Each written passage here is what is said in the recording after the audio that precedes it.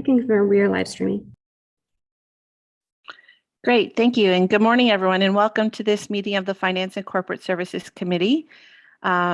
Beginning March 1st, 2022, the City of Kitchener has aligned with provincial changes to COVID-19 restrictions, and City Hall is now open for in-person services, but appointments are still being encouraged.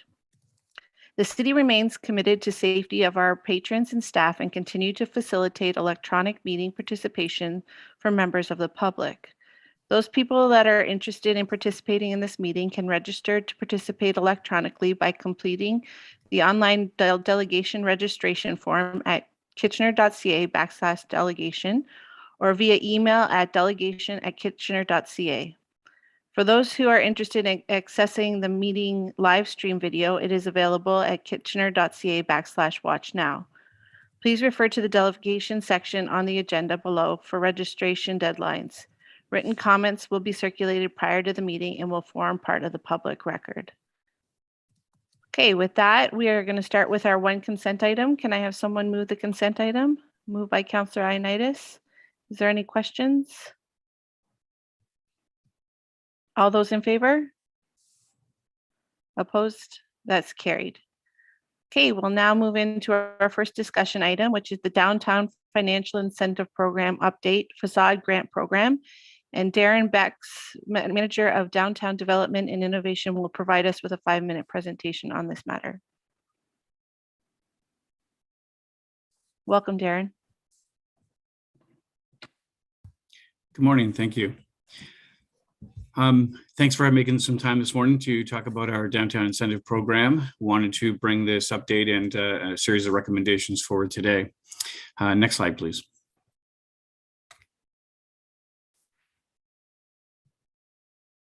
So as many of you are aware, the Downtown Incentive Program under the CIP has a series of programs, one of which is the Facade Program. The Facade Program, since its inception in 2009, has assisted over 90 storefronts. And in fact, the dollar amounts associated with the granting program between 2009 and 2017 is $700,000.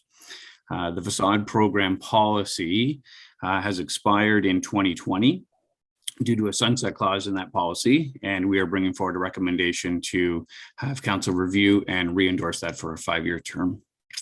Next slide, please.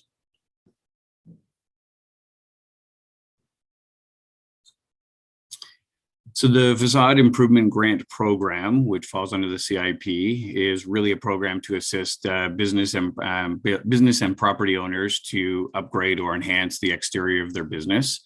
This can be done through signage improvements, exterior upgrades, or accessibility improvements. There are numerous examples of this in the downtown. The funding of the program is based on $10,000 per municipal street address and can be increased up to $30,000 depending on location and number of storefronts in the address. The focus is really on improved aesthetics, retail attraction, enhanced private sector investment, and obviously supporting the streetscape and beautification of the downtown within the CIP. Next slide, please.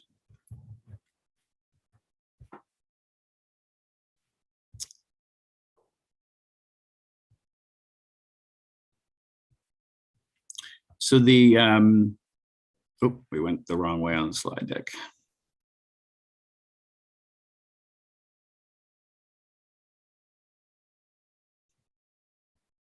Next slide, please.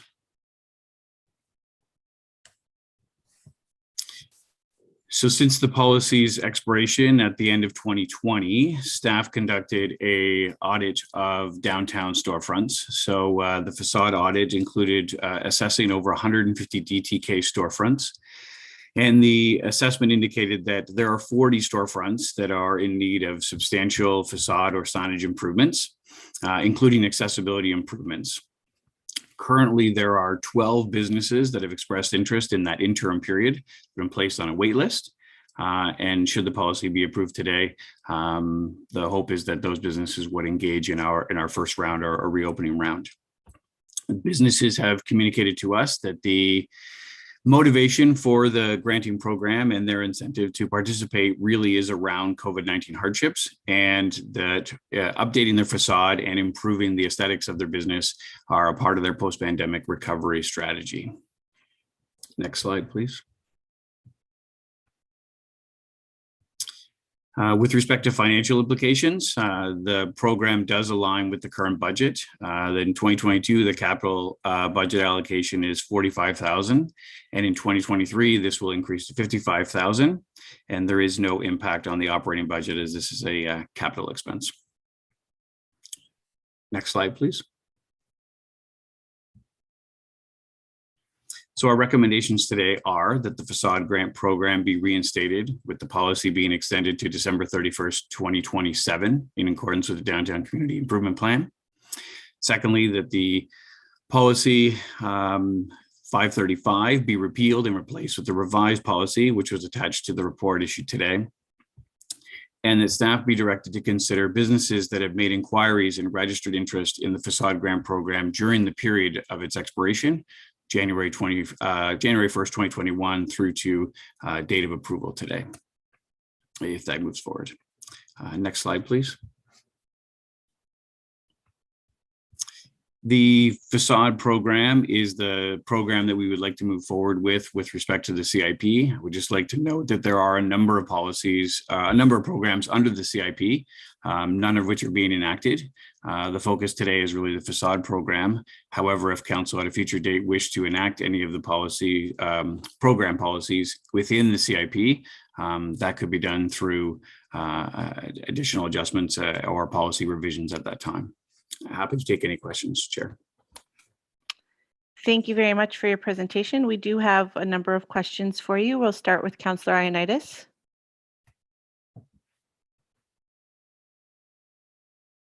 Thanks, Chair Galloway Seelock, and thanks, Darren, for your presentation.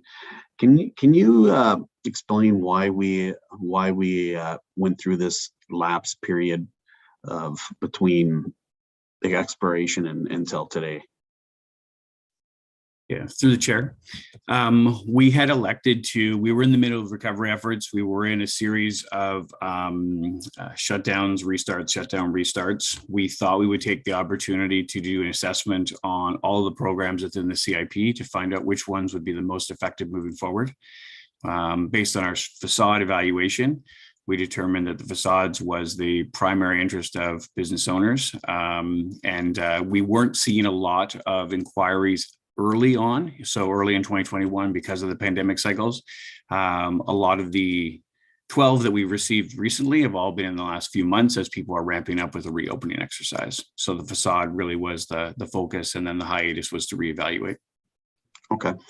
And I guess my second question is, you're saying under the CIP with the other programs that we have in there, you're recommending not to implement those until further? I didn't quite understand that. Yeah, through the chair. Sorry if there was confusion there. The policy that we're putting forward today is really facade specific. Under the CIP, there are a number of programs that could be enacted or placed in abeyance based on council's direction. The ones that we had in place prior to this were the startup landing pad, which were upper story, and the upper story program. The upper story expired. There was a terminant clause date on that one, so that one is no longer available. But the startup landing pad, which is the one that was most previously available within the policy, has been removed. After an assessment, staff felt that there was not enough interest in that program. There's been very little, and it was largely motivated to enhance second story tech-based, and with the quantity of available space in the downtown and the lack of interest in that particular program under the CIP, we felt it made sense to not focus available resources on that, but instead to focus on facades. Okay, so are we looking at any other initiatives or any other programs now that, because of the pandemic, that we should reevaluate what we need to, what other sources of or programs that we could do to help the small businesses? Yeah, through the chair, great question. Economic development, the broader team are evaluating all of the programs available, including the My Main Street program with the ambassadors that was recently secured funding. That program is being implemented. There's 2 dedicated ambassadors to the downtown, and 1 to Belmont and 1 to Victoria Lancaster. That program is a priority focus for businesses and supporting. There's grants associated with that program as well. The presentation today is exclusive of the programs and availability of the text under the CIP, which limits us to really the facade and the SLP at this time. Okay. All right. Thanks, Darren. And Chair Galloway Seelock, when the time's ready, I'm prepared to move the recommendation. Okay, thank you very much. Up next, we have Councillor Marsh. Yeah, thanks very much, Chair Galloway Seelock. And thank you, Darren, for the presentation. I'm wondering about whether or not we had carried over from previous years where we weren't able to use this grant, if we have additional funds in that capital budget. Through the chair, there is a little bit of resources available from that window of period where there was not. It'll allow us to support 2 or maybe 3 more facade applications if that were the case.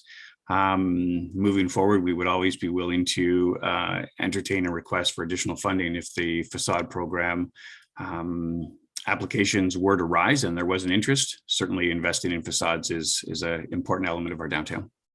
Okay, great. And would that need to come back to council if the requests, far outweighed the capacity of the program, or do you have additional capacity in other budgets? Through the chair, no additional capacity at this time, but would be happy to return with a request if our increase in applications for the facade program exceed our available resources at this time. Okay, super. That'll be great if you can, keep us in the loop, because we don't want to, not know if those requests really far outweigh what's available. That's great. And so I'm wondering also about the facade grant specifically. Previously, we added lighting to the list of things that people can apply for. Is that still included? Through the chair, the criteria within the policy is exact same as it was previously, so that would be captured. The only minor modification we made to the text was to specifically name accessibility improvements exterior as a part of the facade to make sure that that component was captured.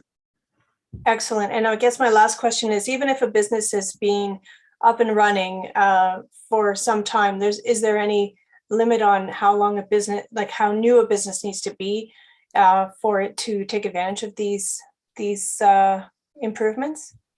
Through the chair, no, there is no restriction on that. And the businesses I referenced that are in the queue are a mix of new and established businesses. Excellent. Thank you very much. Pleased to support it. Thank you very much. Up next, we have Councillor Chapman. Thank you, Councillor Galloway Seelock, and thanks for the report, Darren. So my question is regarding the amount. Like, we're talking $45,000 this year and $55,000 next year, and we've got 12 businesses in the queue, and grants are 10 to maximum 30,000. So what's the average expense or the average grant application that we've had in the past? Through the chair, it's variable. I would say to receive a $10,000 grant, a business owner or a building owner would have to spend $20,000 and meet the criteria. Those numbers are elevated for corner locations and addresses that have multiple storefronts. The numbers that we have that are on corners or have multiple storefronts is substantially less. We do have some applications that are quite small. They're looking for a modest improvement, so they would be in the few $1,000s range. And then we have several that would top out at the 10,000. So the resources we have available will probably allow us to support probably 6 or 7 storefronts in this first round. We are hoping to collaborate with our colleagues that are running the My Main Street program, as there is also incentives and grants in that program. And we have businesses that are looking to apply for both. So we would work collaboratively to make sure that we were maximizing our grant applications and supported businesses. Okay, that's good to hear. Regarding the $10,000, was that the same amount that we had available to each store owner? I mean, maybe up to that at that time in 2009. And what would $10,000 buy today that, it would have bought back then, sort of thing? Because I imagine it won't go as far in the current market. Through the chair, certainly we are hearing from businesses that increase in both labor and material costs is making the facade improvements more challenging. We've found that that's actually been the catalyst for an interest in more applications. Some businesses would have traditionally just done the facade improvements or have worked with their building owner to make that happen, but they are pursuing the grant because of the increased costs. So certainly we'll see that as a piece of the equation going forward. The sums are the same as they were in 2009. And in our research, we've established that ours are actually quite competitive compared to other municipalities. And okay, my last question would be, is there any reason we can't double up and do the 100,000, the 45 this year and the 55 next year, all this year, rather than putting off the second, doing it in 2 stages? Through the chair, those sums reported in my presentation were based on the capital projections and allocations through the budgeting process. So if there was an excess demand and we came back and made a recommendation, council would be more than happy to bring that forward if the need was there and if there was an ability and a willingness to support an advancement of dollars or an infusion of additional dollars to support. Pleased to bring that forward. Okay, because as it was mentioned in your presentation in the report, we already have 12 businesses lined up, right? So as long as staff can report back to us once we get through the first $45,000, and at that point, maybe we can revisit the second stage of this program. Thank you. Thank you. And up next, we have Councillor Johnson. Thank you, Chair Galloway-Seelock, and through you and to Mr. Bax. Darren, thank you for a great presentation.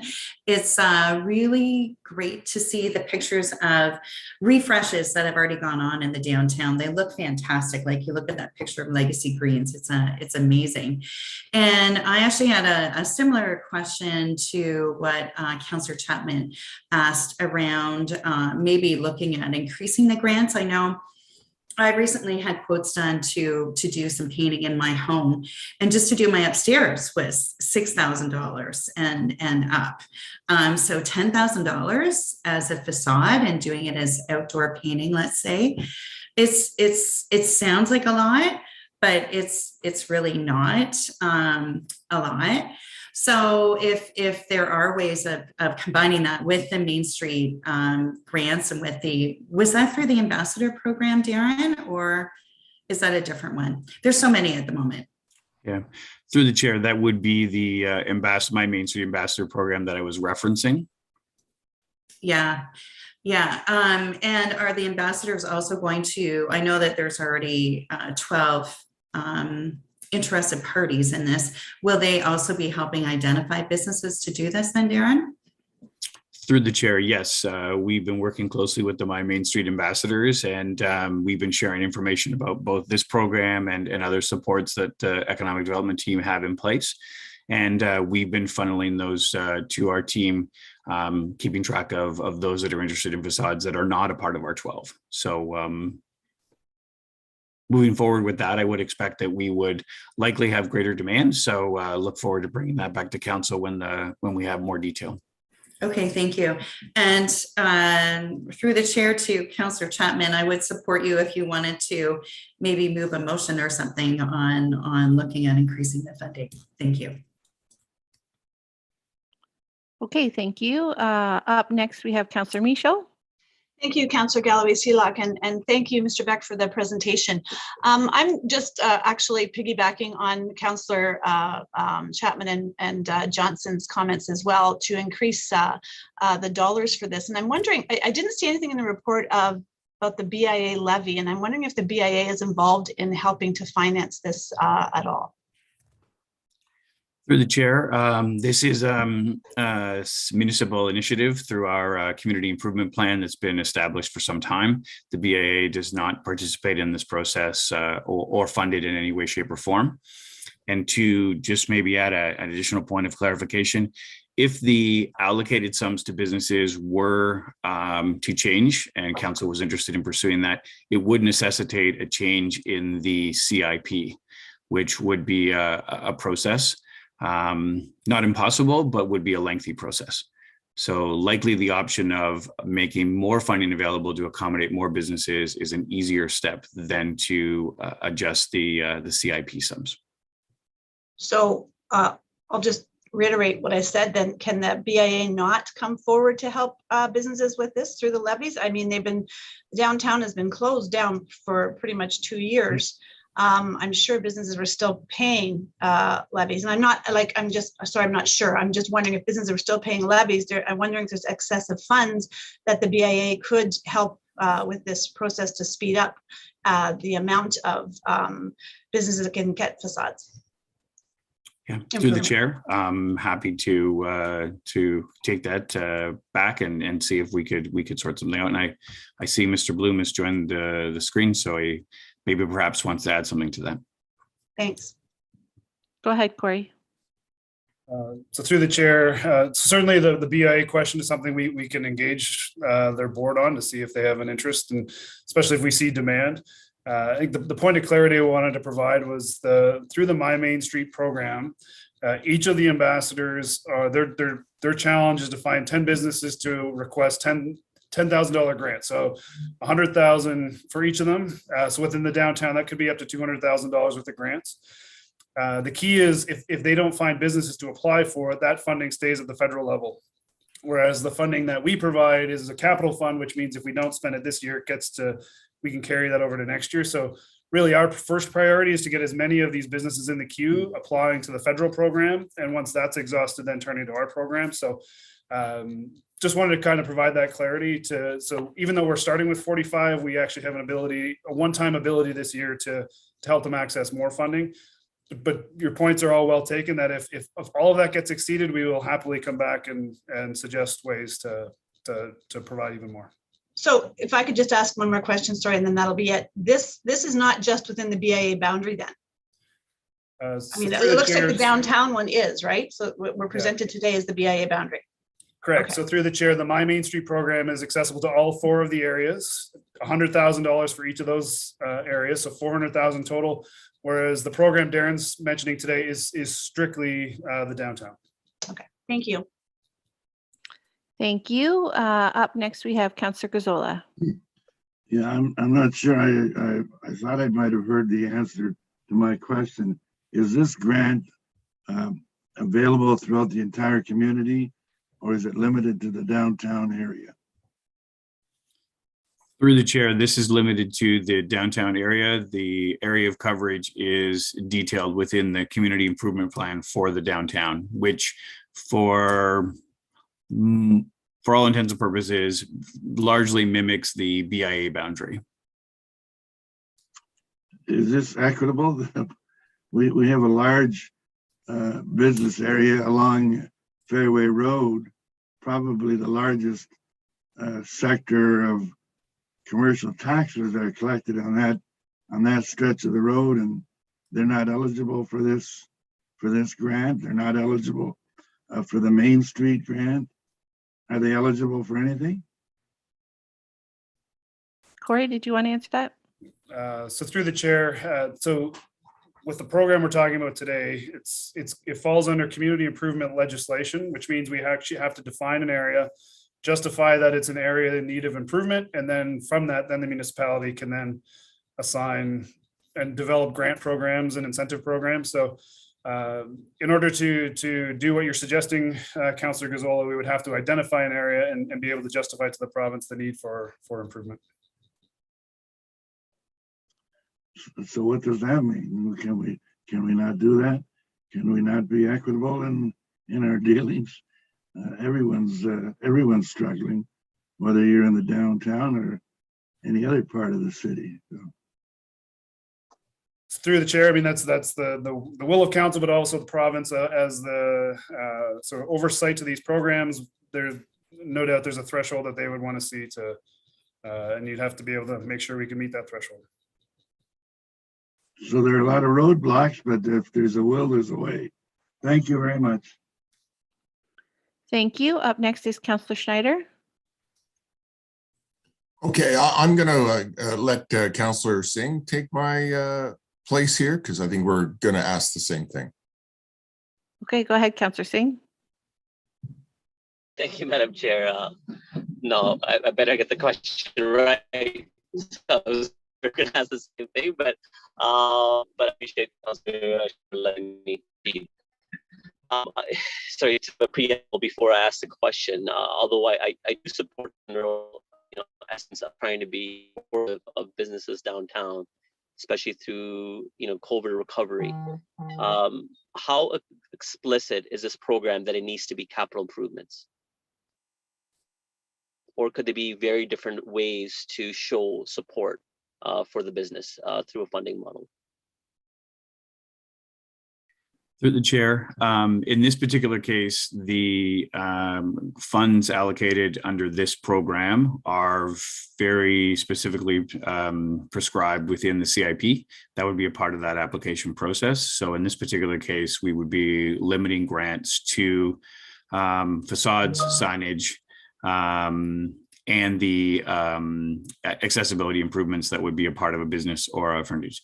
Where we likely have more flexibility is within the My Main Street. That's non-capital, and that can support businesses in a number of other ways.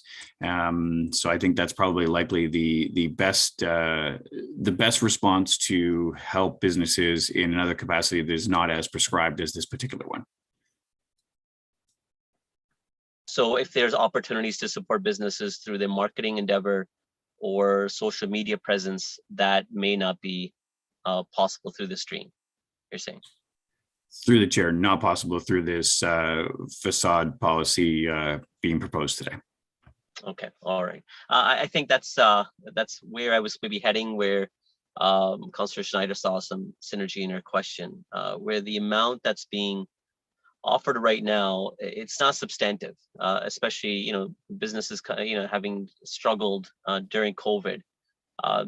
Even with the grant that's available, there's not that much availability of them to do something substantive with that small amount, and that too, on top of it, I think there's a difficulty on their part to leverage these funds with the availability that they have, as in resources. So are we really going for low-hanging fruit here? That was my only concern with it. I'm not sure we'll get the best bang for the buck. I love the fact that these monies are available. I would love to be able to invest that within our downtown. I don't have an issue there, but I'm just trying to see, are we really going to achieve real wins aside from perhaps just utilizing the funding that's available? So that was my question. I don't know if staff can. Sure. Through the chair, I think the best course of action may be to allow us to engage the 12 waitlist members that we have, the businesses that have expressed interest, assess their scope of work that they would like to approach, and then be able to come back with recommendations as to how impactful the available resources that we have will be, and if there is a need for other additional resources. Within the same program, for this program, you're saying? Through the chair, yes. Through the facade improvement. Okay. Yeah. Okay. Could this program be used through supporting even the outside patio space, where it doesn't need to be necessarily the facade, but where it could improve that business is able to for their patrons, right? What enhancements that could broaden their business. could there be capacity to do that? Whereas it is capital, it's not necessarily something minor on a facade improvement, but in fact, something that's growth of their business. So patio space. Yeah. Through the chair, the CIP is very specific on the elements that can be enhanced with respect to the facade program. They would have to be non-removable elements, so the capital investments would have to be and are typically windows, doors, physical upgrades to the exterior, including accessibility. So unfortunately, there is not nearly as much wiggle room in that. That would probably necessitate a different program of sorts. But currently, I can say with respect to patios that the BIA is funding a substantial investment in the patio program downtown, and businesses are receiving grants for patios or patios at the BIA's expense in excess of $10,000 per patio. Okay, all right, thank you very much. I'll reserve a comment afterwards. Thank you, Madam Chair. And I hope I asked the question that Councillor Schneider wanted to ask. If not, I encourage him to key back in. Thank you. Okay, thank you very much. Up next is Mayor Verbenovich. Thanks very much, Councillor Galloway-Seelock. And I think Mr. Becks started by touching on something that the BIA councillors, the downtown BIA councillors would be aware, and that is that there's a significant investment going into patios, both in terms of additional patios, a standard look, and an enhancement from the BIA that actually far supersedes this program. And certainly we can share information with council in that regard. My question, and some of the questioning that I think we're hearing from council is a desire to perhaps look at ways of enhancing some of the money and some of the initiatives around the city that is coming through the My Main Street program, but in fact, perhaps enhancing that to be able to support some of our smallest businesses that have struggled, whether it's through marketing, social media, and other kinds of things. And I don't know if this is a question for you, Darren, or for Corey, but I'm wondering if that's something that staff could take away, perhaps have some additional dialogue with members of council, and as well as the small business community, and see if that's something that we could bring back potentially in the May cycle with some additional, more operating focused investments as opposed to capital investments to support businesses out of our business recovery portion of Make It Kitchener. Corey, go ahead. So through the chair, so the next item on the agenda today is the Love My Business program. I think that'll be a start, and perhaps perhaps the question could be better answered once you've seen what's coming through that program. Our one limitation is the Municipal Act does limit where the city can and can't provide direct supports to business. So that's always just a note to keep in the back of our mind that there are limitations to the types of things we can do. Certainly within the Love My Business program, you'll see 3 areas where we know we can provide some funding and some supports, and can always look for other opportunities outside of that. Okay, so I may come back to, I guess before Warren, I may come back to this question in the next item. And I do have a short comment, Madam Chair. Do you want me to make it now or come back in? Go ahead. Just very quickly, I certainly will support this. I wouldn't be averse, quite frankly, to looking at well, if nothing else, an inflationary adjusted increase from 2009 to now, in order to, I mean, $10,000 probably buys you half a sign, maybe a third of a sign these days. And so, I think we may want to make some adjustments there. And certainly I would be open from a, we see that there's significant uptake from the community, as we look to all the new people that are going to be living downtown, to create an environment that's memorable for everyone. I certainly would be supportive to see something come back if we see that the demand outpaces the supply as the year goes on, because seeing that work done this year, I think would be great. Thank you. Thank you. Up next is Councillor Schneider. Thank you, Councillor Galloway Seelock. Just as this was coming up, I'm just wondering, do we have any leeway? Does it have to be a matching grant? Could we do 60-40 or 30-70? Because I know with businesses that have gone through COVID, there's a lot of restaurants, businesses having to be closed, takeout only, delivery only. They didn't make the revenue they normally do, so their reserves are not where they would need to be to make improvements. So but perhaps if it was a 30-70 or a 60-40 split, they might be able to consider it. Can we consider that? So through the chair, so the challenge is the base program, that the $10,000 limit is prescribed in our community improvement plan. That's similar to an official plan. So in order to change it, there is a significant body of work that we have to undertake including engagement and provincial review. So it's not impossible, but in order to do that, it necessitates largely a 6-month process. So we can bring the program forward at the $10,000 limit, but if you wanted to modify that, we'd have to explore a bigger, broader process. Yeah. So, but I guess what I'm saying is, if there was a matching grant and we gave 10,000, could there still be the ability to say, well, you pay 30% and we still give you 10,000? So through the chair, unfortunately, the 50% matching is also prescribed in the community improvement plan. So in order to modify that requirement, we would have to go through a much bigger process. Okay, thank you. Thank you very much. Councillor Singh, is it comments? Yes, Madam Chair, just comments. Okay, let's move forward with comments. We are running a little bit behind, so let's try and keep our comments succinct and we can keep moving forward. Thank you. Go ahead, Councillor Singh. Thank you, Madam Chair. I'm not known for succinct, but I'll do my best. I'm supportive of this this endeavor. I think any utilization of funding from other organs of government is funding we should utilize to any benefit. But from the comments and questions, what I'm hearing and I agree with, the need is quite considerable across the city, not just necessarily felt from our downtown.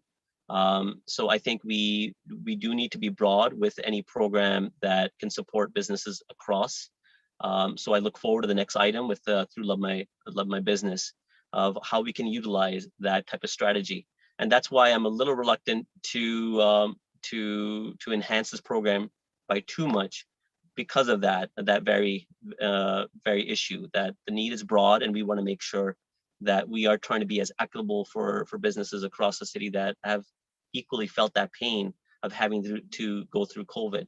And that too, on top of it, I think we should use this opportunity to consult and provide feedback to the province in outlining that there needs to be greater flexibility in these type of funding streams where we can really pinpoint on how we can help the businesses rather than being very prescribed, explicit, items that can be done. I think each business is quite unique on its own. Their struggles are very different from each other. So if funding is available and the city can, or the municipalities can leverage on that funding, we can be more surgical in our support to our businesses with that exact need to enhance their operations. So I hope that we use this as an opportunity for consultation as well from what we learned from the grant process. Thank you, Madam Chair. Thank you. Up next is Councillor Marsh. Yeah, thanks. I also would like us to see some further dialogue and understanding what we can do to expand the program. If we can ask staff to respond back at a later date, not within the scope of this project, but to help us understand what avenues we might have to expand the community improvement plan and to welcome other businesses that are also in need of grants like this into being able to be eligible for a program. Of course, as a downtown councillor, I'm very pleased to see this before us for our downtown businesses, but it is the whole city that needs our support. I totally agree. Thank you very much. Up next is Councillor Ioannidis. Thanks, Chair Galloway Seelock. Yeah, I too agree with what rest of my colleagues have mentioned, with maybe expanding this program with financially and as well outside of the downtown core. I think it's imperative that we do look at this as an equity lens throughout the community, but more importantly, I'm glad that this program is here. It's been a successful program in the past, and it's been used it's been very popular. So, and it's an effective program. So I do appreciate that this is here today, and I'm happy to support moving this forward. Great. Thank you very much, everyone. We're here now for the vote. All those in favor? Opposed? That's carried. Thank you very much, Darren and team. We'll now move on to the next item, which is the Love My Business Support Program. And Jordan Dolison, Marketing and Program Coordinator for Love My Business, will provide a 5-minute presentation. Welcome, Jordan. Great, thank you so much.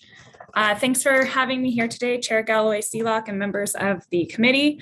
I'm excited to explain the Love My Business program to you and the 3 support programs that we will outline that we're hoping to roll out May 1st until October 31st.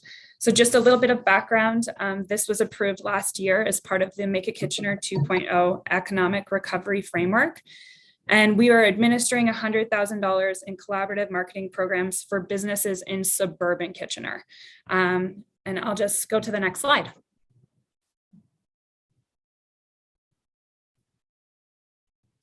So our main goals of this program are to facilitate collaboration, create business community, and increase customer connection.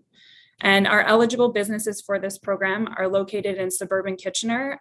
They have to offer bricks and mortar in-person services, and they were negatively impacted by the 2021 or 2022 provincial restrictions. So we're primarily looking at retail, restaurant, fitness, beauty, and entertainment. Next slide.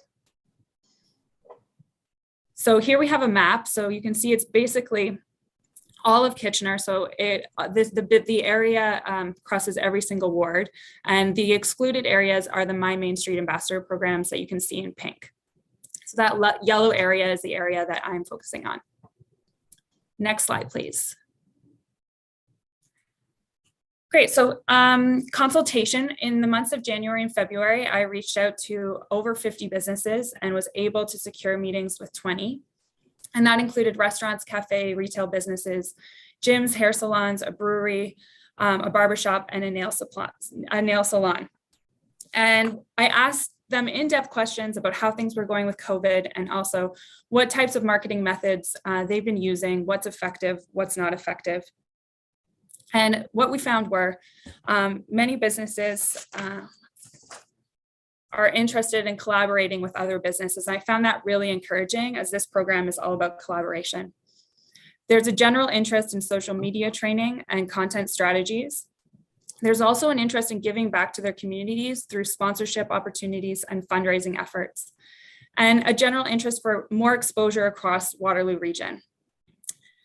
There's also an interest in events and community collaborations. And then drawing from my own personal experience, I am also the owner of a bricks and mortar business in downtown Kitchener.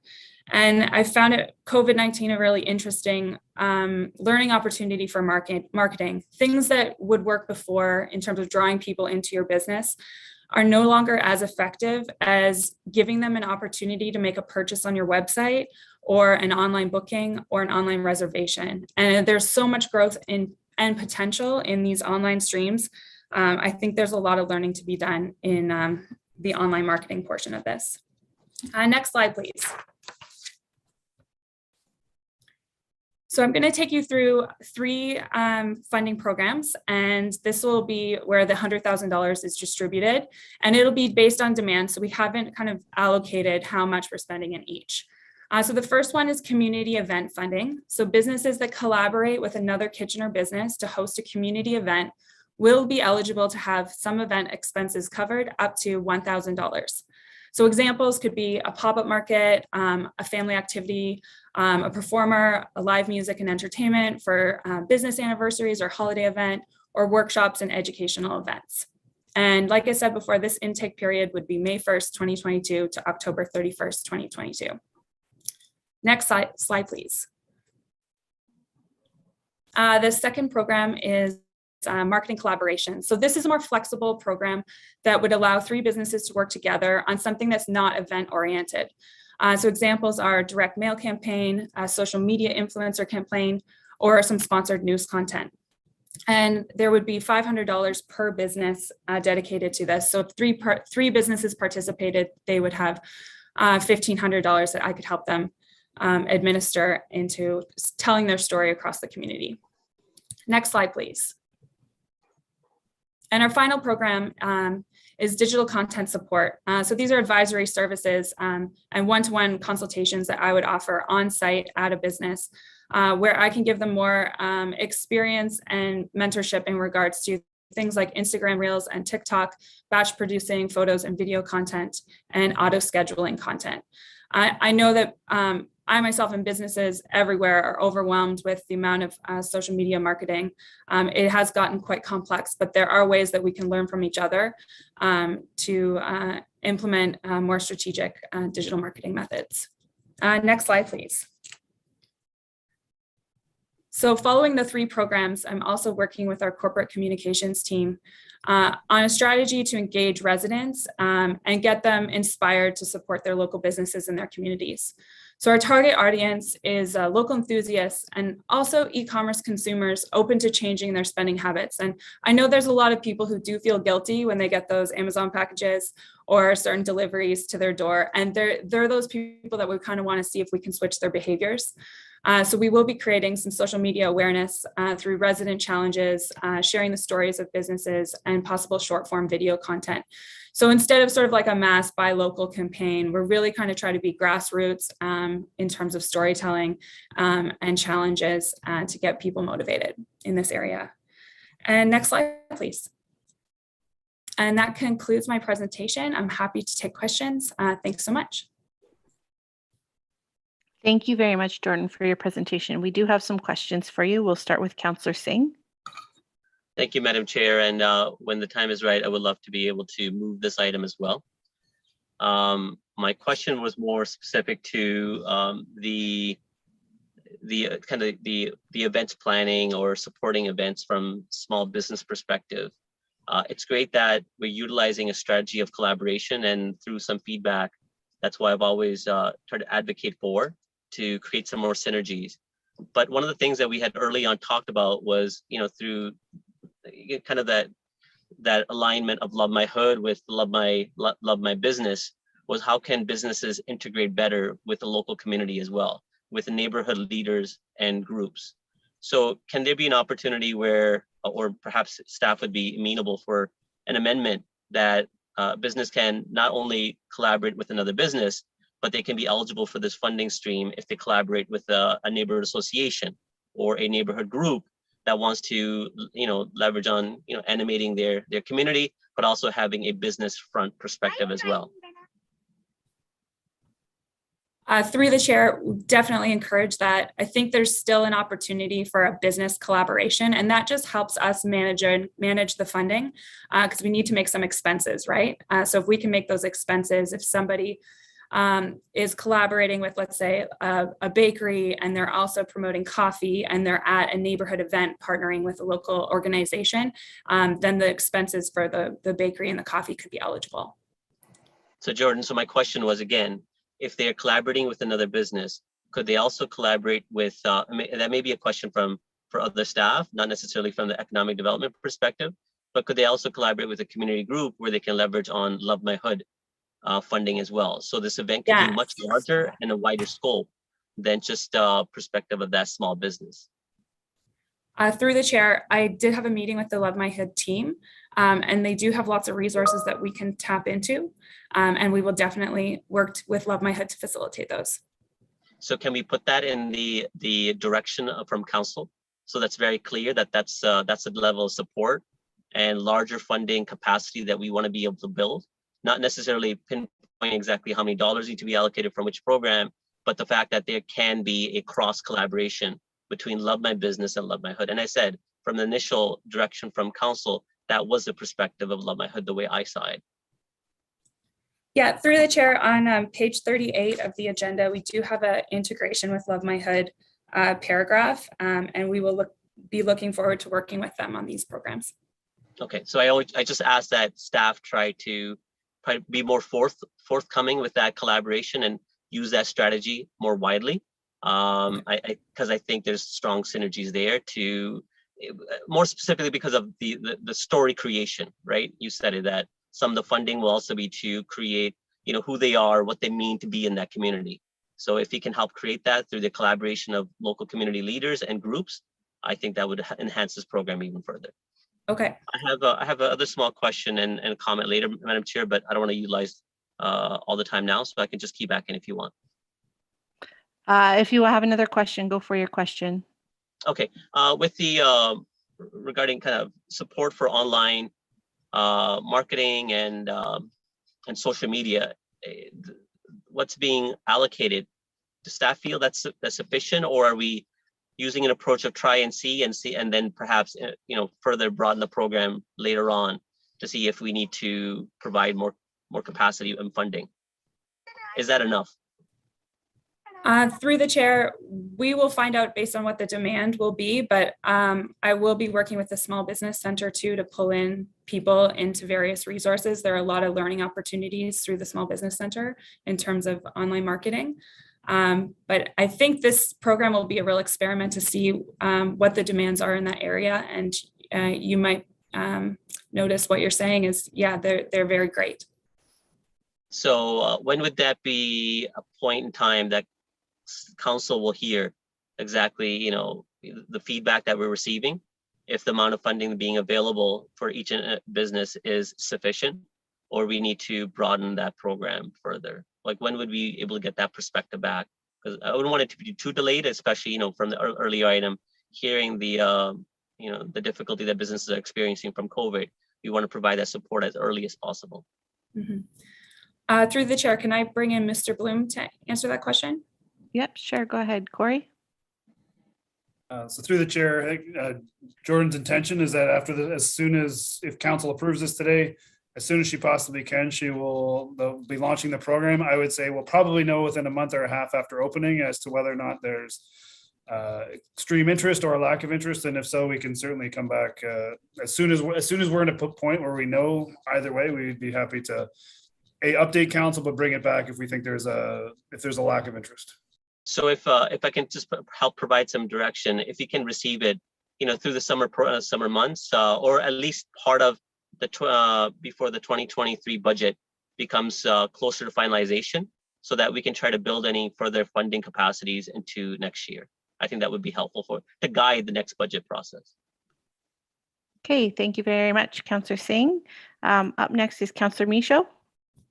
Thank you, Councillor Galloway-Seelock, and thank you, Jordan. You've done a tremendous amount of work in a very short period of time, and it's quite impressive. I saw you out walking a number of times when I was driving down in outside of the downtown core area, so it was pretty neat to see.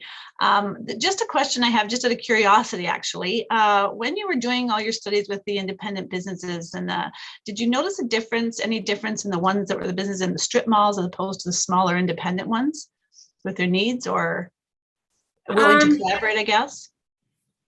I think not really. Through the chair, sorry. I think everyone's needs are varied, and I didn't really notice a difference between strip mall or independent. There are also independents in strip malls too. Mm-hmm. So yeah, and with a sample size of 20, I can't. Sorry, I can't make a differentiation there. I guess I was asking because some malls are larger and have more stores, and other ones are just small with have 2 or 3 little stores in them, and then they're kind of broken up. So I was just wondering, if you noticed that. Also, if and within these strip malls, because a lot of them are out in the suburbs, is there an opportunity, if they get the funding that they need to have any events or whatnot, does the owner of the property of the strip mall, would they be encouraged to kick in some money, or are they getting less money because of their situation where they're located? Through the chair, that would be optional. This program can take place with without having the landlord of a strip mall involved in any sort of funding, but there are existing relationships that businesses have with landlords that are quite positive, and I could see that probably being the case and happening in going forward.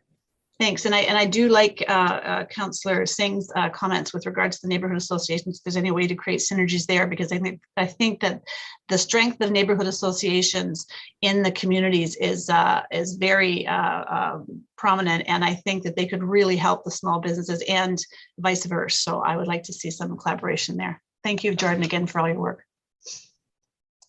Thank you very much. Up next is Mayor Verbenovich. Thanks a lot, Chair Galloway-Seelock, and thanks, Jordan, for all of your work on building the program to this. I'm just wondering a couple questions, just in terms of sort of Love My Business. I know this was sort of the initial concept that we talked about some time ago when Councillor Singh had raised it. I'm just wondering if, like, is that sort of the final branding of it? Or I know, like, a lot of other sort of cities have sort of created, whether it's like a Shop Local brand or, Shop Kitchener brand or Eat Kitchener brand or something like that. Like, are we looking at creating some branding around this initiative? Through the chair, yes. I'm currently working with the communications team, and we've just kind of advanced to the stage of working with the graphic designer. So the slides today were temporary branding. That is not the final branding that we'll be using for the program. Okay, so the principle will be the same, but it may not actually be called Love My Business kind of thing.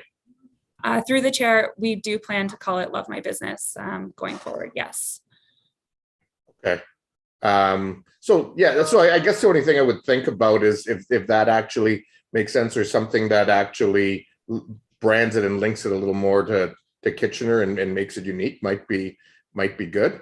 Something to think about. Second question has to do with the question that I had asked earlier, and that's what the opportunity, Corey, may be to take this outside of the four areas and include the broader city, recognizing that may not be part of the Main Street program, but that doesn't mean that we couldn't potentially do it as long as it's sort of equitably approached with everyone, or equally approached with everyone. There's a big difference between equality and equity, as we all know. Yeah, so through the chair, I think what certainly we can commit to is let's see the three programs that Jordan plans to launch. Let's see the response, and if it's a positive response or a negative response, and willingness to adapt after. Where it gets tricky is within the Municipal Act, there are limitations as to how and how much the city can provide to business without going through a community improvement plan. I know the city of Waterloo did a $2,500 grant across the city. They had to create a brand new CIP to do that. Ultimately, they actually found very little take up, which surprised them, that very few businesses outside of Uptown wanted to take advantage of a grant. But that said, I think we'll probably know fairly early on within the first couple months of Jordan launching these programs where there's an added need, and certainly if physical improvements are things that would require council to make additional approvals. If those are apparent, we're more than happy to bring those back for consideration. Okay, great to hear. And that really got me to my third question around the application reporting process. I'm presuming, like, we're not talking a lot of money, so we're keeping it simple. We're not going to create $2,000 worth of staff time needed to get $1,000 potentially in programming. Like, I know accountability is important, but this has got a fairly low threshold. It's not like we're talking, $300,000 per business. Through the chair, yes, I will be managing the applications, and it'll be very straightforward, and we hope to have a 2 to 3 week turnaround. Okay, yeah, like, I think short and sweet is really key here. Like, 1 page ideal would be great. The last question I have is just in terms of the businesses. Certainly, I would hope that this is focused mainly on small independents, franchisees, because arguably those are small independents as well, but large corporate stores that aren't franchises and so on, like corporate chains. I would presume that we're not they're not at the top of our list in terms of supporting because they have lots of resources. Is that in fact the case? And if it's not, can we make that the case?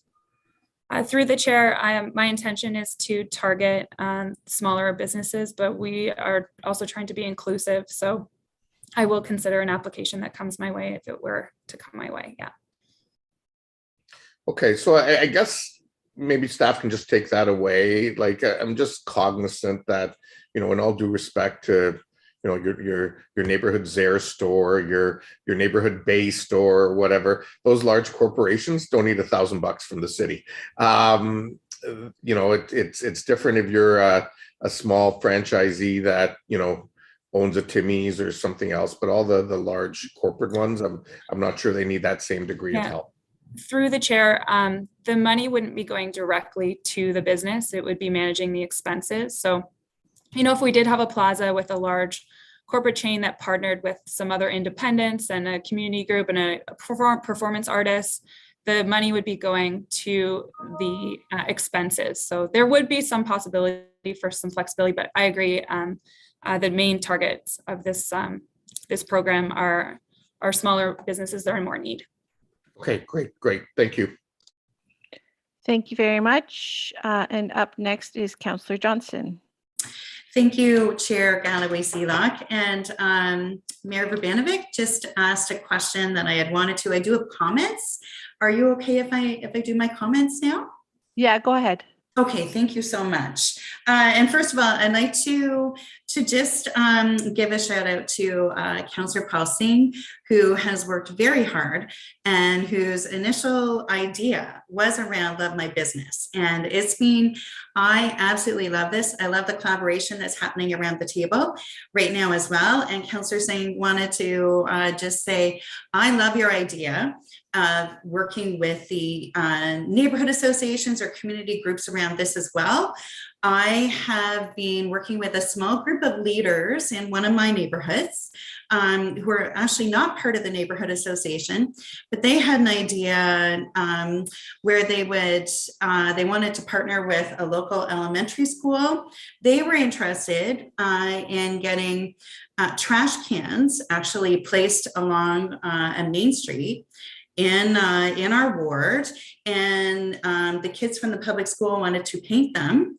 And truly, it's aimed at one of those small businesses that the mayor was just talking about, frankly, a franchisee, and how we could maybe partner with them about actually getting a Love My Hood grant to get these and to get the trash picked up, et cetera. We haven't really been able to get that traction though. So I'm thinking maybe working with your department, working with you, Jordan, working with a Love My Hood grant, that is something where we can kind of close the circle. There's probably lots of different thoughts like this in neighborhoods where it's a business piece, but it's also a Love My Hood piece, and we haven't been able to bridge it. So I'm a Councillor Singh, absolutely with you. I can see some ideas like that coming from neighborhoods about how we kind of bridge the gap of working with businesses. So Jordan, if you and your team can help with that, I think it's terrific. I'm very excited about this. We do love our businesses in this community. And I think these small grants are perfect for different pockets of our ward. So thank you. Thank you very much. And up next, we have Councillor Singh. Yeah, just for a comment, Madam Chair. Go ahead. Thank you. Yeah, thank you very much, and quite supportive of, of the strategy, and happy to move it. I may be a bit biased of having to guide the early steps of the strategy, and as well, of course, trying to be the namesake of Love My Business. I don't disagree that there can't be other strategies that are more connected towards supporting shop local. I'm sorry, the real Love My Business, just as a reminder to my colleagues as well, and to support staff on their continued support of this program. was really to, create a back-end support for businesses to create their own unique story of what it means for them to be integrated into our community. It's really community story. So it's an aspect of loving our businesses, loving our small businesses, and supporting them on the early steps, as well as, as other colleagues have said, it's important for us to integrate our businesses within our community and have them play a primary role. For generationally, our businesses have stayed in their field, and our residential focused programs and initiatives in their field. I think there absolutely needs to be far better integration between the two. It's not enough of just having a business. It's more about, why do people want to patron that business? Why does it mean they want to buy that particular product from that business? So having that a unique story of their product and of their business, and how they support the local area, they support the local community. I think that's what the Love My Business approach needs to really continue on focusing on. And while we still need to be proactive and think other ways how we can support or encourage our citizens to shop local, to continue supporting local businesses, but it doesn't need to be all blended into one strategy. We can have multiple strategies to do this, but this is something that I think needs to just stay loyal to its initial initiative of, again, summarizing the earlier points of creating the business story, creating the business links within the community, and enhancing and nurturing those continued support and bounds between the business and the local community and community leaders to support just bettering our neighborhoods. That's what I thought the initial essence of Love My Business was, and that's what I hope that we can continue in supporting and broadening that strategy as well. Thank you. Thank you very much. Up next, we have Councillor Ioannidis. Chair Galloway Seelock. And thanks, Jordan, for all the work that you've done on this. It's great work. And I really, really love this program. Love My Business. I think it's very catchy. It's the same echo sentiments to me as Love My Hood. So I see it as the same thing. So to me, I think Love My Business is the right slogan in my mind. But more importantly, I love that this is a little more inclusive program that, involves the majority of the city. But more importantly, what I really, really like about this program, and I think what many, many businesses are struggling now, especially with the digital marketing, which I think this hits the nail on the head, is a lot of businesses don't have the support when it comes to digital marketing and having the capacity of doing the social media and everything else. These are really cumbersome and a lot of work that needs to be implemented by small businesses to stay up on top of the digital marketing. So I think this is a fabulous program. Thank you very much. Mayor Varanovich. Yeah, just briefly from a comment perspective, really excited to see this before us. And I want to again thank Councillor Singh for sharing the ideas as we were working on concepts and ideas and to prioritize as part of our work with Make It Kitchener 2.0.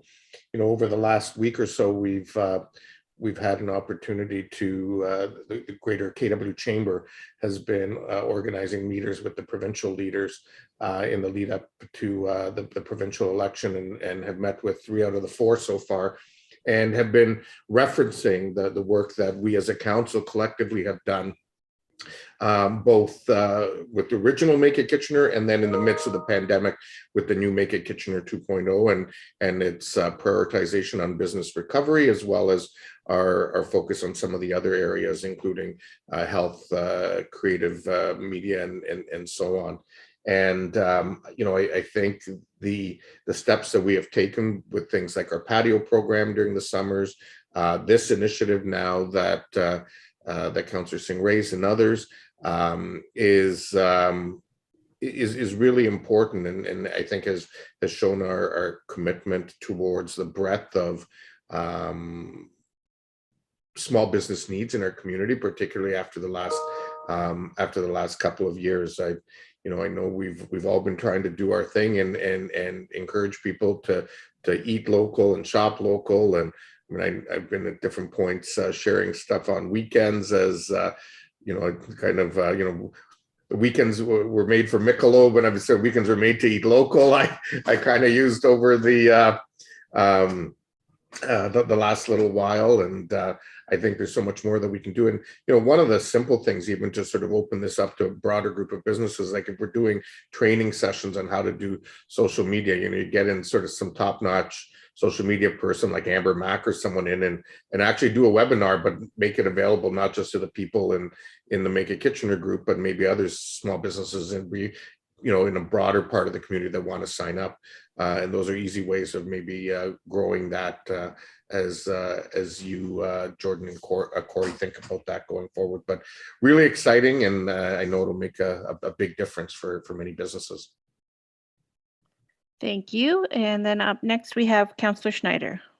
Thank you, Chair Galloway Seelock. Just want to add my thanks and appreciation for this, because in my talks with some of the businesses in my ward, I mean, they're, especially with the social media, they are their own independent owners, and they're spending a lot of their own time. Staffing is an issue right now, and they're able to do social media. It's just another task that they may not have time for in a very, very busy day. So learning some strategies and things like that is great.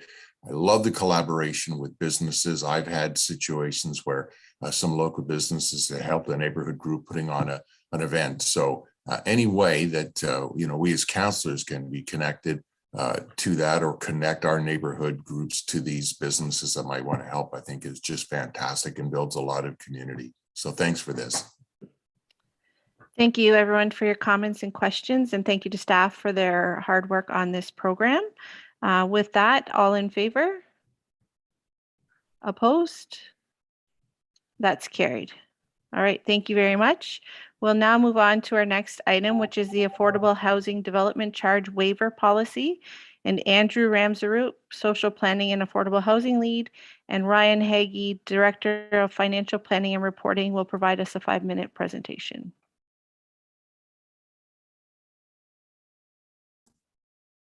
Awesome. Thank you so much. And good morning, Chair Galloway Seelock and members of the committee. I am joined today by Mr. Hagee to present a recommended Affordable Housing Development Charge Waiver Policy for committee's consideration, as well as the terms of reference for the Affordable Housing Reserve Fund. This recommended policy and reserve fund comes before the committee after the 2022 budget process, during which members of the public through engagement further highlighted the importance of advancing and supporting affordable housing initiatives within our community.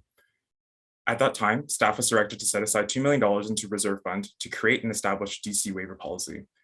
Staff was to return in early 2022 with a recommended DC waiver policy for affordable housing development, and the staff report and recommended policy satisfies that direction.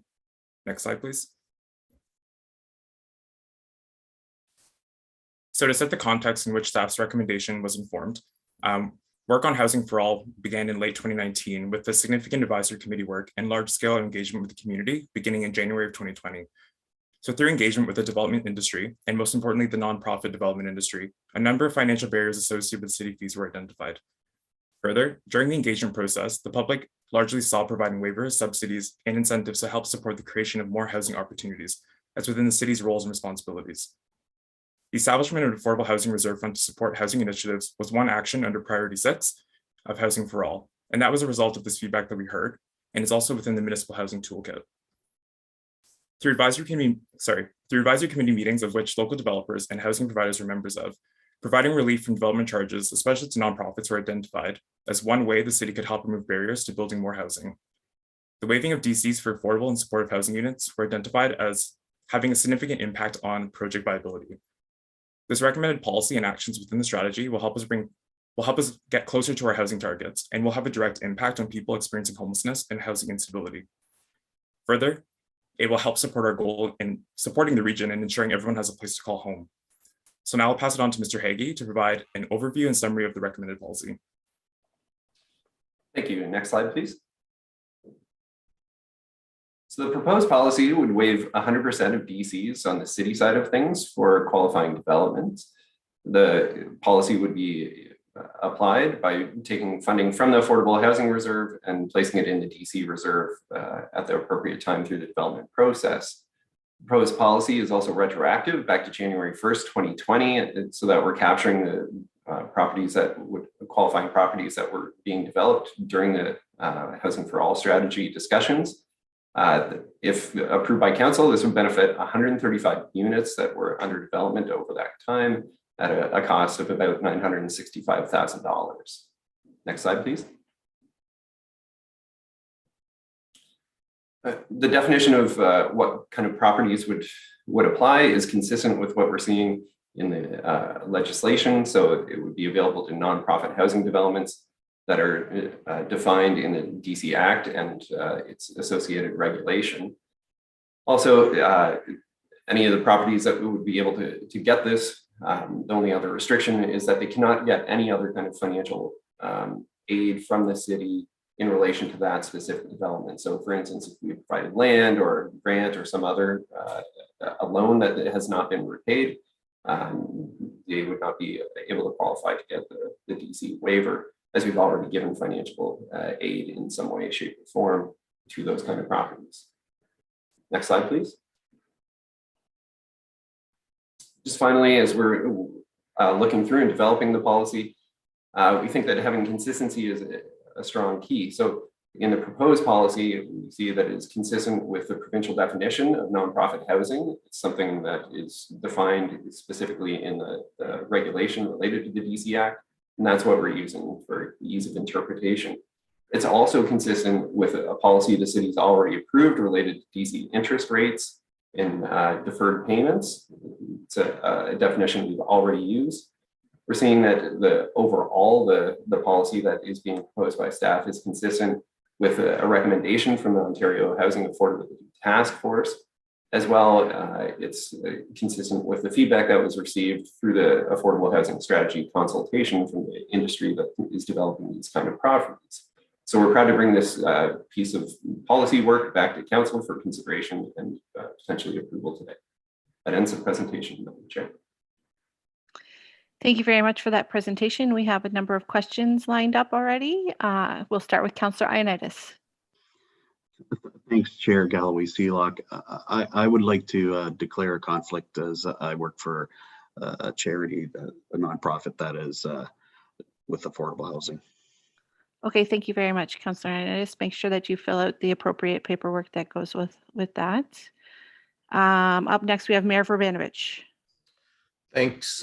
Thanks very much, Chair Galloway Seelock, and thanks, Andrew and Ryan, for all of the work that's gone into this. I know this is something that council has been very passionate about, and to see it before us today is quite exciting. I guess I want to follow up on the part that you talked about, Ryan, about who's not eligible or what's not eligible, and I'm just wanting to understand the thinking around that. First of all, I presume the ineligibility would only apply to other city funding, not money from other orders of government. So that's still stackable. But I'm thinking, if I read it correctly from what you said, for example, anybody who gets the rebates on things like building permits, zone change permits, and so on, would not be eligible for this money. And I'm not sure that, I mean, I guess, first of all, is that in fact the case?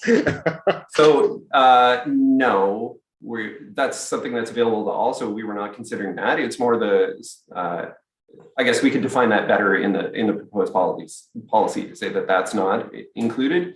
But essentially, if the city's provided land that might be worth millions of dollars, there's already been a strong financial consideration provided by the city. And so for that specific project, as opposed to that other policy, which applies to all affordable housing developments where they don't have to pay their building permits and what have you, we're looking more at a specific extra consideration already provided by the city that would disqualify them from getting this as well. Okay, so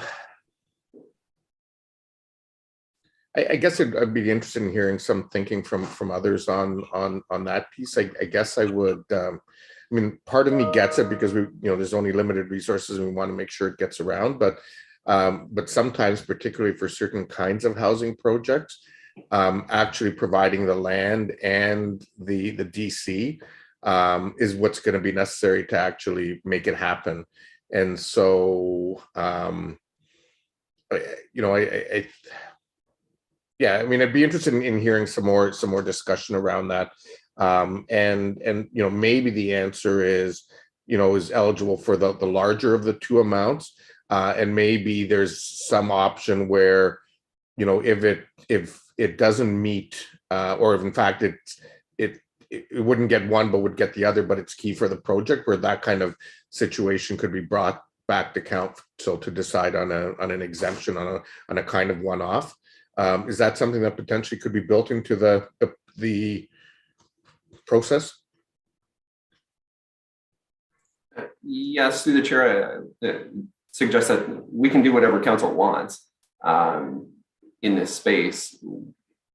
It would just, add to the length of time before an area would have a decision. It would, potentially water down the funding source availability for projects. I hear what you're saying about it, maybe kind of a tipping point in viability for a project.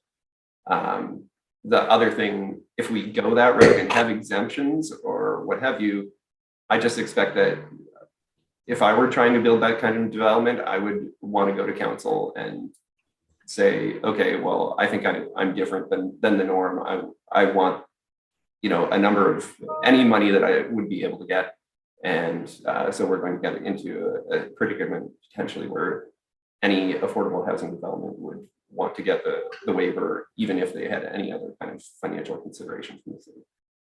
Okay, and maybe one of the things, maybe the answer there, just to sort of wrap this part up, is that, if there is if we're actually working with someone where land is part of the deal, maybe we factor the DC exemptions into those discussions, negotiations as part of it. Maybe that's a threshold. But I guess we got maybe a little bit of time to still think this through between now and next week. And at the appropriate time, Madam Chair, I certainly be prepared to move this. Okay, thank you very much. Up next, we have Councillor Davey. Thank you. Barry actually asked the exact question I was planning on asking in terms of like what it might exclude. So I would only ask then for staff to take a look at that, maybe we can come back at council with suggestions. And I was thinking some sort of appeal process back to council, like even if the standard rule is no, but there is an appeal process, I think that might make more sense, just so some projects do maybe get off the ground that might not otherwise. So sorry, without commenting. The only other question I had was with respect to this being retroactive. So I'm curious, it wasn't really explicit, but was the affordable housing development on Lancaster and Bridgeport, would that be applicable? Should we approve this? Through the chair, that does encapsulate that project, yes. Okay, very good. Thank you. This is great work, guys. Thank you very much. Up next, we have Councillor Chapman. Thank you, Councillor Galloway-Sealock. Yeah, I think this is excellent. I'll save my comments for later, but because I do have a few questions. I was wondering if you could tell us what other developments would also be captured in the January 1st and the 14th approvals that we've already had. So through the chair, based on the applicability set out by the policy, the three projects are Menno Homes. So that's 48 units of affordable rental, One Roof, which is 44 supportive housing units for youth, and Indwell, St. Mark's Place, 43 units of supportive housing. Okay, great. Thank you. My other question has to do with, so that basically means we have $518,000 left. Is that correct? Which would amount to approximately 87 more units. Through the chair, if 100% is what council decides, that's 965,000 in waivers, leaving just over $1 million left. Oh, okay. So I was adding the 965 and the 517. And so the chart just showed some of the possibilities. So if we went with a cutoff date of January 1st, it would be 3 developments for 965. If the date were moved to later in the year, it would exclude one of those. So it's 965 is the maximum. And what's the one that would be excluded? I believe that's the Menno Homes development on Lancaster. Yes, I'm seeing confirmation of that. Okay. My other question has to do with if a building were to be a mixture of affordable units, which I'd like clarification on what we mean by that, and market value units, would just the units that are in the affordable category be development charge exempt, or would the whole building be? So my understanding is that it would only apply to the affordable units, not all of the other units. With the definition that's set out in the provincial legislation, I'm not entirely certain how easy that would work, because you have to be qualify under that legislation as a nonprofit housing provider, essentially. But yes, it should not benefit the entire development, only the affordable units. And what is the definition of what would qualify then in the provincial legislation as far as affordable? So they talk about nonprofit housing development as a corporation to which the Nonprofit Corporations Act applies, that's in good standing under the Act, and whose primary object is to provide housing. A corporation without share capital to which the Nonprofit Corporation Act applies, that's in good standing under the Act, and whose primary object is to provide housing, or a nonprofit housing co-op that is in good standing with the Cooperative Corporations Act. No, I understand the not-for-profit segment of the Act, but I'm more interested in having clarity on what we mean by affordable. So if we look at the spectrum, right, in the Housing for All strategy, it's a huge range of, the huge spectrum. So are we talking here, so let's say Menno Homes, for example, decides to have housing for the supportive housing end of the spectrum, which I know they've done that, and that's very commendable. But then let's say they want to bring in some housing is it only at that spectrum, the supportive and end of the spectrum, or is it, anything that's affordable? So through the chair, for example, with the Menno Homes, when they do have a more diverse portfolio, just the fact that it's not for profit, however, means that even if they offer market unit rent, it's still far below what the market actually provides. So in this case, like I'm looking here, it's far below that, and they also define as most of their units falling under 80% of the average market rent of the area. So just by the very nature that they are not for profit usually means that all the units are far below what the market would dictate. But following Mr. Hagee's lead on that with regards to the actual definition of the provincial legislation, that would apply. So up to 80% would still apply as long as it's a not-for-profit organization? By the definition in the policy, yes. Wow. Okay. I have concerns with that. I wonder if that could be narrowed down to more the scale of the supportive housing end of the spectrum. I mean, if the goal here is to create affordable housing and to address the affordable housing crisis at that end of the spectrum, then we're opening up the door to a much larger range. Maybe you can give your thoughts on that. Yeah, through the chair, I think that having a consistent definition that is in provincial policy is really important. It also provides clarity on what is allowed and what isn't allowed. It makes the policy itself easy to access. What we don't want is a complex policy that nobody can access, and as well as like I mentioned, the not-for-profit nature of especially the Bridgeport one, which does have a more diverse portfolio, still falls pretty far below market rents, and that's actually the minority of their units. So those that are up to the 80% would not qualify, or they still would? And I'm just a bit confused with this whole thing. I'll defer to Mr. Hagee on that. Is there a ratio? So many have to be supportive, and the rest can not be? Like, is there a 50% break, or we could have 80% be at the 80% mark and only 20 at at the supportive end. So the provincial definition is what I read.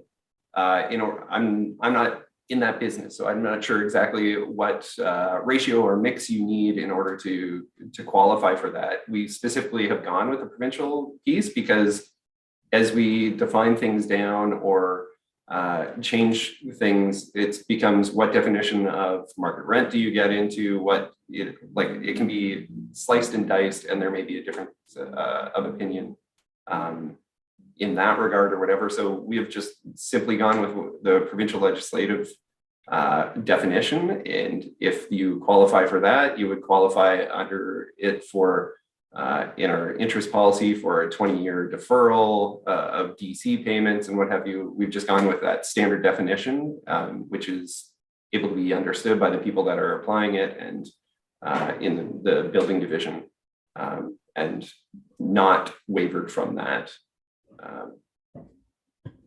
Otherwise, we believe we're going to get into a whole host of just problems as far as the definition and who applies and who doesn't, and people trying to eke their way in potentially.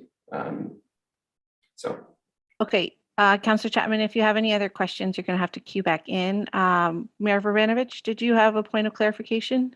Yeah, just a brief one on that, and I understand Councillor Chapman's question, but part of the reality in terms of the not-for-profit sector that's doing work in this space, and I think Andrew can confirm this, is those who are looking at sort of being in the 80% business is one kind of typical not-for-profit housing developer.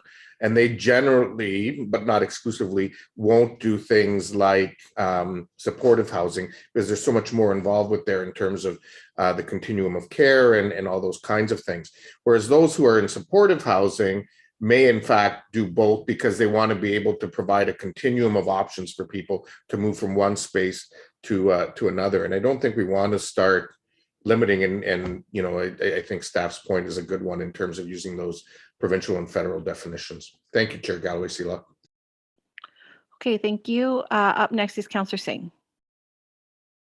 Yeah, thank you, Madam Chair, and I really appreciate the Mayor keying in and providing that sense of clarity, the fact that the need is broad and across the continuum, and we can't be so, narrowly focused on just one aspect of the continuum where, as an order of government that isn't necessarily responsible for social housing, that we need to be very creative with an approach that helps a sense of affordability across the spectrum.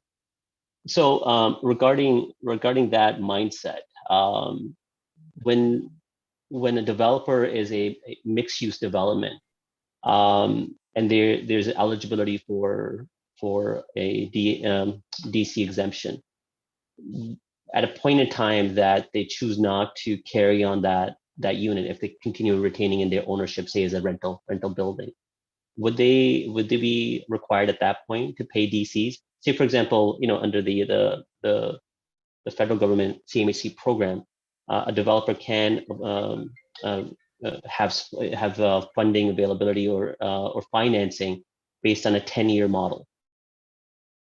Even though our DC exemption is a 20-year outward projection, would we require the developer to pay that DC back sooner if they choose to bring in market rent after 10 years?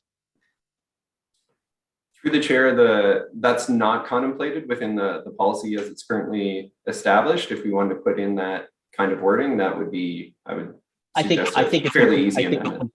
Yeah, I think it's important, especially because the amount of funding is so small, and the availability of us as a lower tier municipality to really help this. We want to make sure that we can leverage as many opportunities as possible. So if someone chooses to take advantage of this type of funding early on, and for whatever reason their business model changes or the needs change, well, they shouldn't enjoy the benefits because they didn't proceed necessarily with good faith for the longevity. So aligning this program, at the very least, towards what the federal government's approach is towards CMHC funding right now, I think would show a bit of a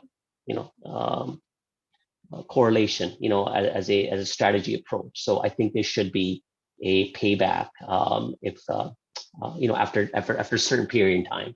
If that's 5-year, 10-year, 20-year, I'll leave it to staff based on our current market demands, where it's well suited to stimulate this type of development. But I think there should be wordage in there. And the other question I have is regarding collaboration.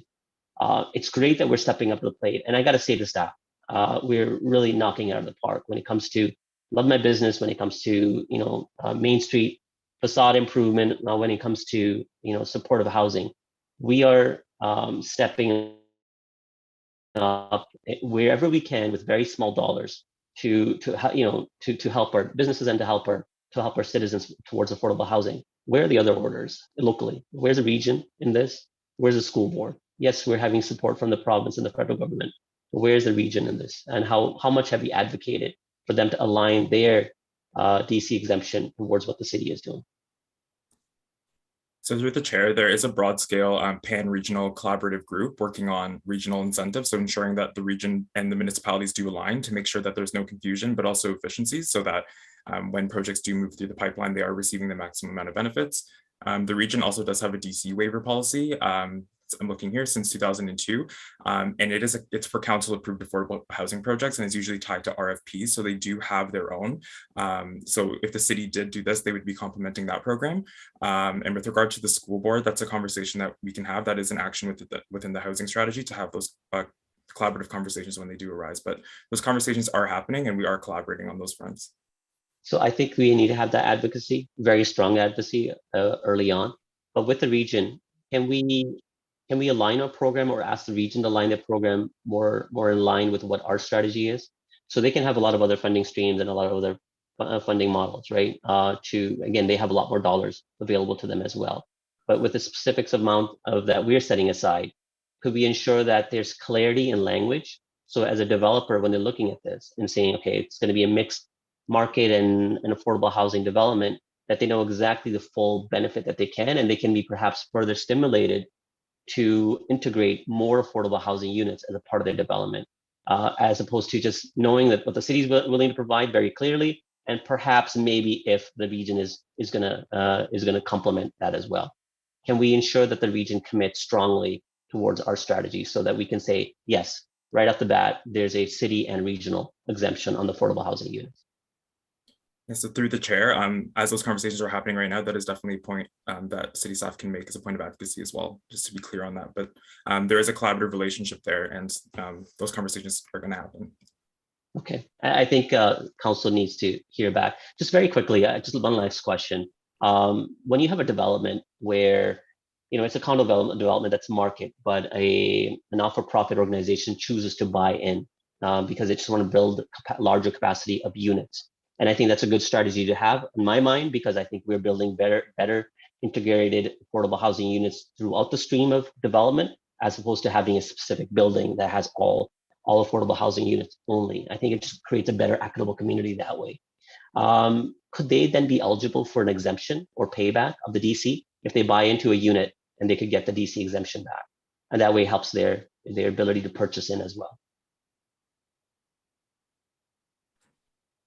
Through the chair, I'm not confident on an answer for that, so that's something that we'll have to look into. And staff bring that back as part of council, because I think that's important for us our strategy to be as wide as possible, because we want to be creative. As I said, we want to make sure that we approach as many avenues as we can, and there's a sense of flexibility, but at the same time creativity as well.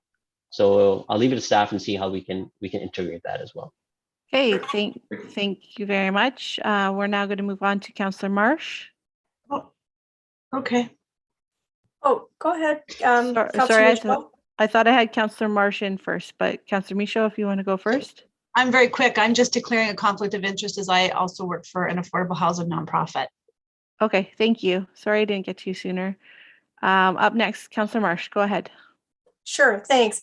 I just want to extend my support for this this report.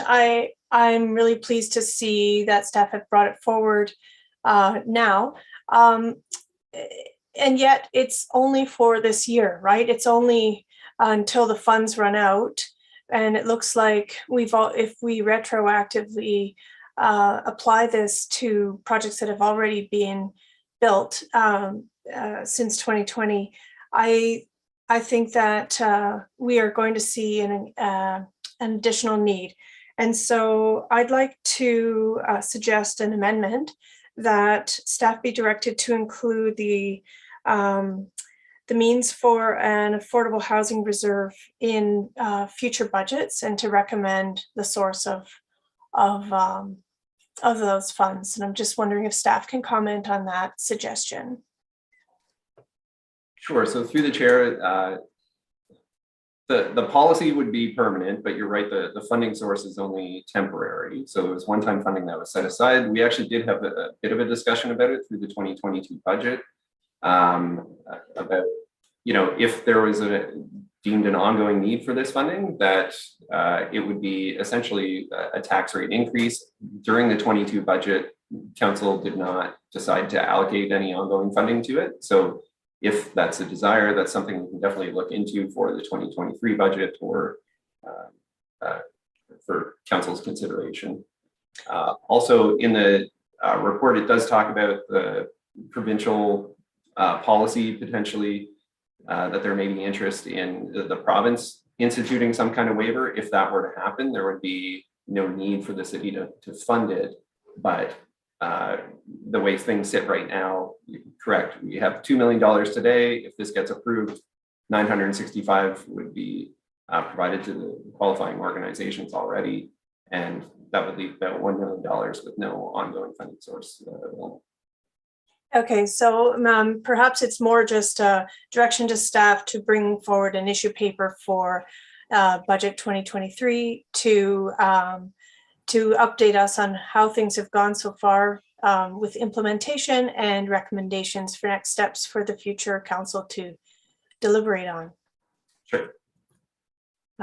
Okay, and then also I'm wondering if staff can comment on whether or not you have found an appropriate tool yet to be efficient in making sure that if we do come across a situation like Councillor Singh was suggesting, that, you know, if the terms of a unit or a bunch of units changes between now, the time it's built and occupied, and the 20-year term, is there a tool that we can use to be notified, or to, you know, register something on title? I don't know what the tool exactly would be, but I'd like to ask if you've got that tool in place yet. Yeah, so through the chair, with the existing provincial legislation, the DC payments would start at occupancy and then go out for 20 years after that. And in that legislation, it says if any time across that you change use or fail to pay, everything is due at that point in time. So under the provincial terms, we have that tool.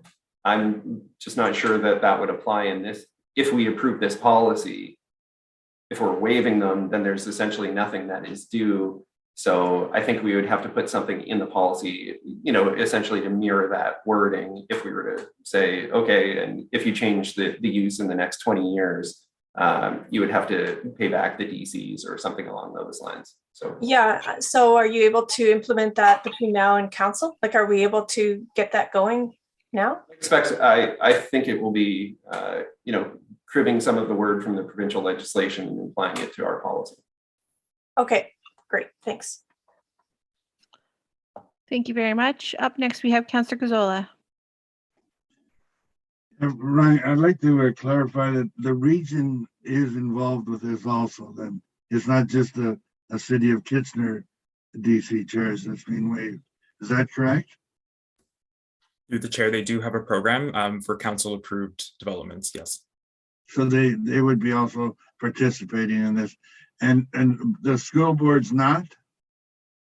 No, not as of now. Okay, is there what kind of advocacy has taken place? I mean, this is a provincial plan, really, and the province controls what the school boards do. Have we approached the province as to whether they're going to participate or not? Through the chair, there is an action in the housing strategy to ask the school boards to review DCs. That conversation has not happened yet, but there is points for advocacy that can be made around that. Where did the funds in the reserve fund come from? Can someone tell me the source of those funds? Yeah, through the chair, they were from the basically funds that would normally go into the capital pool. So I forget if it was exactly the hydro reserve or the gas reserve. It was one of those two reserves, and they were transferred over to the affordable housing reserve through the 22 budget process. Okay, so they are from taxpayers as opposed from developers. Correct. Yes. And going forward, if we continue the program going forward and there's no reserve there, then the funds would come from the taxpayers. Correct. Yeah. With this transfer right now, it doesn't harm the development charge fund at all, does it? It remains in place, right? With the initial seed funding, the $2 million. Yes. Correct. Yeah. Are there any other municipalities in the region? Have any other municipalities passed taken this approach? Are we going to be the only municipality in the region doing it? Do we know that, or? So through the chair, we are the only municipality in the region that has a housing strategy in place. The city of Waterloo is currently in the process of doing theirs, and they are looking at their policies. I believe they had forwarded policy, like a draft policy, to their council for consideration. So I'm not sure exactly what that looks like yet, but we would be the first municipality in the region to do this. But the others are looking at it and considering it. Through the chair, I can't speak to all the municipalities, but the city of Waterloo is definitely in the process of creating their own housing strategy. Right. Thank you. Justin, did you have anything you wanted to add? Yeah, through the chair. And so while it is the region as an upper tier municipality, they are waiving development charges on affordable housing projects, just for clarity. Thank you. Okay, thank you. Is that all, Councillor Grzula? Okay, thank you. Councillor Chapman, you have more questions? Yeah, I have questions. Another question. Okay, go ahead. Just for clarification. And I'm sorry for belaboring this point, but I think it's important to have a clear understanding of what we're doing here. So if a developer decides to create a not-for-profit branch of its organization, of its corporation, and then comes along and says, okay, we want to build 205, let's say, new units at 80% of market value, would that qualify for this exemption? Through the chair, that would meet a provincial definition of affordability, and would be affordable. It would meet it, and it would qualify. It would meet a number of different levels of government's qualifications for what is affordable, 80% of AMR, average market rent. Okay. But through the chair, for clarification, a large majority of the projects that are coming through the pipeline are longstanding organizations, nonprofits within the community that do provide a number of housing opportunities, including supportive housing.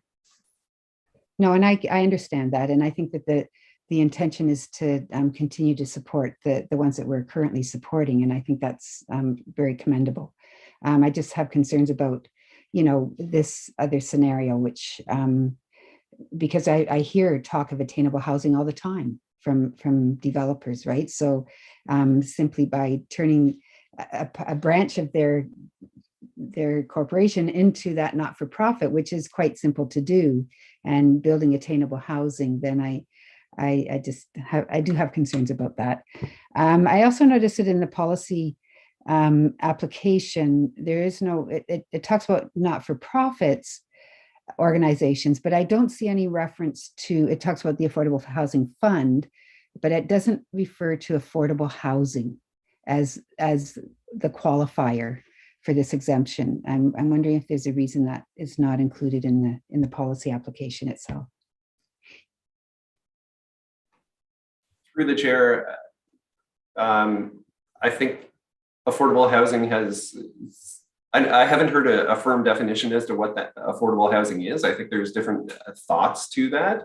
So we've just gone with the provincial definition to say, if you qualify for that, then you meet the overall definition and intent of what is, I think, broadly being idealized as affordable. Okay, I'll have comments later then. Thank you. Okay, thank you very much. Sarah or Councillor Marsh. Thanks. Yeah, just to follow up to Councillor Chapman's question. So can, for the purposes of clarification, can you just help us understand what is the definition of market rate? Is it the CMHC market, or are we going out and looking at an average rental price on the actual market? Through the chair, for CMHC programs, it is determined by the CMHC's rate. That's how that's determined. And as we know, market asking rent tends to be much higher than that. Right. And so affordable is the CMHC rate, or 80% below the CMHC rate, which is already lower than the actual market rate? Sorry, for through the chair, just for clarification purposes, the 80% is determined by what CMHC determines to be the market rent for the area. So it's different numbers, but the number is set out by CMHC. Okay, so let's continue with the clarification purposes. So if a 1-bedroom in Kitchener right now goes for closer, the average goes for, I don't know, $1,500 a month, but CMHC says it's closer to $1,200 a month, then is the definition that we're discussing about an affordable rate actually 80% of the $1,200? Through the chair, yes, it's not the market asking rent. Yes, and so I'm very comfortable with that definition, because clearly 80% of 1,500 is a lot more than 80% of the CMHC definition. That really is not looking at the hot rental market that we have right now, and so it is more deeply affordable than it might first appear. So thanks. Thank you very much. Up next, we have Mayor Varanovich. So I was going to ask one last question and make my comments to go with moving the motion. So if Councillor Davey wants to go first. I'm just comment. Oh, okay. So I'll go ahead then if I can. Chair Galloway Seelock. My last question is just, Mr. Hagee, in terms of affordable home ownership programs, I mean, one that comes to mind is Habitat, but there are others. Would they not be eligible? Because I know at the region, we have made those eligible in the past. So I'm just wondering, because those, you know, are technically owned. I mean, initially they're owned by the not-for-profit with a mortgage, but ultimately they end up being owned by somebody, like an individual. So I don't know enough about the details of that. I don't know if Mr. Ransford knows more. I can't comment on that specific instance. So through the chair, I believe the definition in the policy is for not-for-profit housing providers. So in the case of affordable homeownership, I would need to double check. I'm not confident, but it perhaps would, based on that definition. Okay, so perhaps that's one of the takeaways. And so I think we're hearing several things that folks have asked about takeaways between now and next week. So that would be one of them, you know, how we handle those situations. The 20-year in terms of aligning with province and CMHC. Thirdly, the ability to accommodate in a mixed building. So for example, if, you know, a not-for-profit wants to buy 10 units in a building and they're going to own those units for the 20 years, then presumably they should be eligible in the same way because they're owners, right? Lastly, the language around stacking and possible appeal that you heard earlier. So I'll leave those as takeaways. In moving the motion, I really just want to thank staff, number one, for the great work that's been done, starting with our Housing for All strategy, getting us to this point. And it's great to see this here. And quite frankly, it speaks to this council's commitment by the increased dollars we added in the 2021 budget around this work.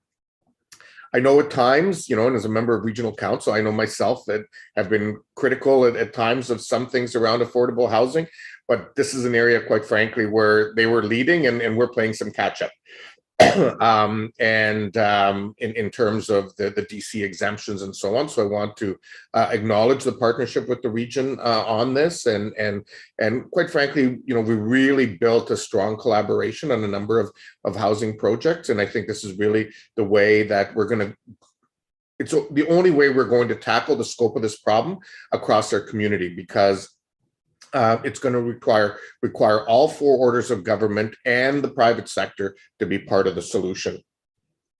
I do want to say that in moving the motion, I'm also adding the direction to staff that Councillor Marsh talked about into the motion, so staff can add it in, just so that it doesn't get lost, so that it is part of the 2023 budget in terms of ongoing funding for this piece of work going forward.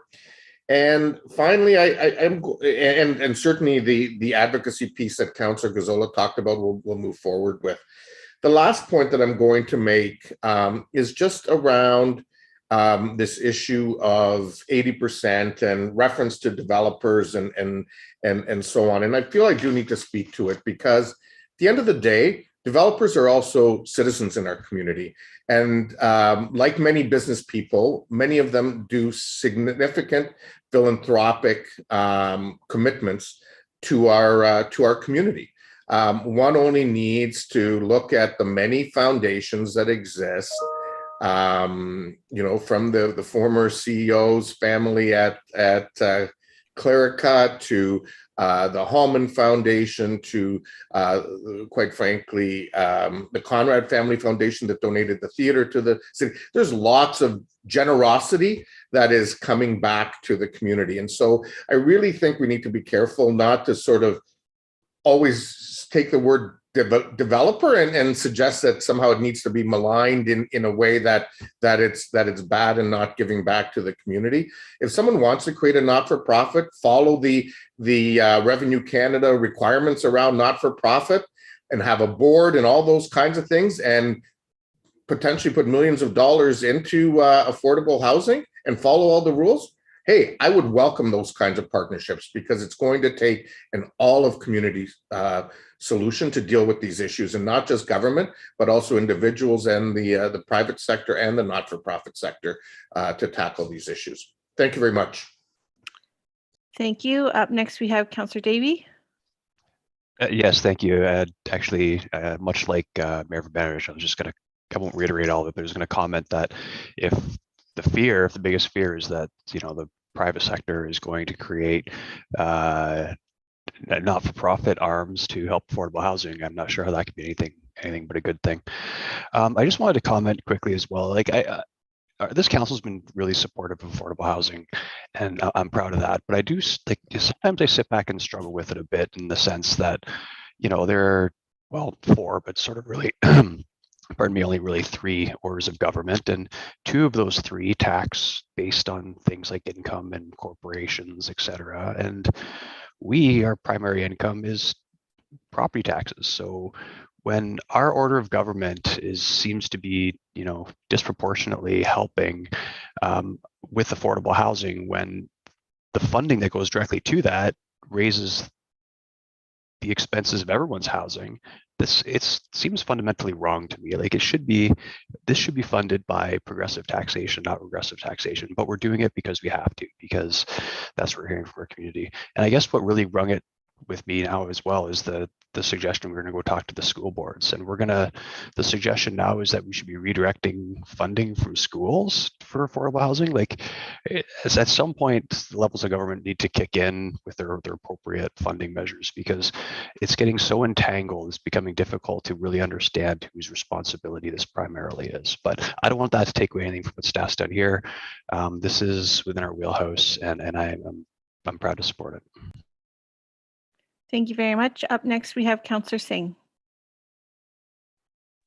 Thank you, Madam Chair, and I appreciate the comments made by Mayor Vivanovic. He's absolutely correct that the region does continue to do a substantive heavy lifting when it comes towards supportive housing, when it comes towards all wide-reaching affordable housing initiatives. And I think it's important for us to acknowledge that it's not necessarily we're catching up. I think it's quite unique with what the city of Kitchener is doing. We are doing way above and beyond, I think, in many different ways because of the strong support by this council and past councils to acknowledge that there's a place to play for the lower tier municipalities as well to help nurture, support, and develop accelerated amount of affordable housing units. We have a serious supply issue all around. Affordability is across the board, is a huge problem. And when affordability becomes a problem for those that can afford it, well, guess what? It's extremely excruciatingly painful for those that can't, those that have limited resources. And that's why in those times, and this is it, where we can't just sit back and say, hey, you know, this is the province's responsibility, or this is the region's responsibility, or the school board or the city. It's all of our responsibility. We have to come together, be collaborative, and as I said from before, be creative and look for solutions. And I think we're providing those solutions from the perspective that we can. And at the same time, we have to continue to advocate across the board of how we can really leverage upon each other. And at the end of the day, you know, the development community is not the bad guy. We can't force, you know, if you try to do a forceful approach, guess what? They don't have to develop it. If they don't develop it, as said by Mayor Voinovich, it would have to be primarily funded from the governments and tax dollars alone, and government ownership altogether. Well, other you know, forms of government have tried that approach, or other forms of types of governments have tried that approach, and it doesn't work. Collaboration always does. It creates increased capacity when it's collaborative. We don't necessarily need to be upset why a developer is making money. We need to ensure how is that developer partnering with the city to bring in stream of additional affordable housing units, or giving donations, or philanthropic approach that helps us with our strategies across the stream. We should be happy when they make money, and through their business operation and supporting our economy, they can also you know, provide stream of funding and essentially, you know, opportunities that we wouldn't be able to do on our own. So I'm a supporter of collaboration, and I think that's what we need to continue doing. And that's why I think it's really important for us to have a strong advocacy in speaking with the province for, you know, having a more flexible approach, as well as with the region, that we align our programs with their programs, and so that we get the biggest bang for the buck. Thank you. Thank you. Up next, we have Councillor Chapman.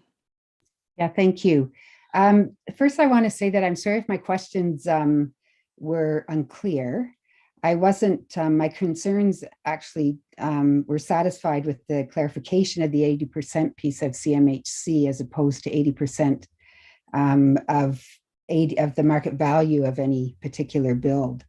And I do think it makes a big difference. So maybe I misread the report from the beginning, but that to me clarifies a lot.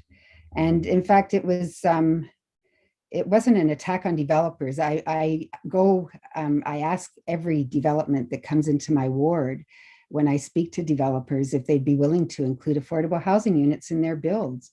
I think this could potentially give them that opportunity to actually say yes, because up till now, I've yet to have a developer of the ones that we've actually approved in my ward that has agreed to do that. So I see this as a very positive thing.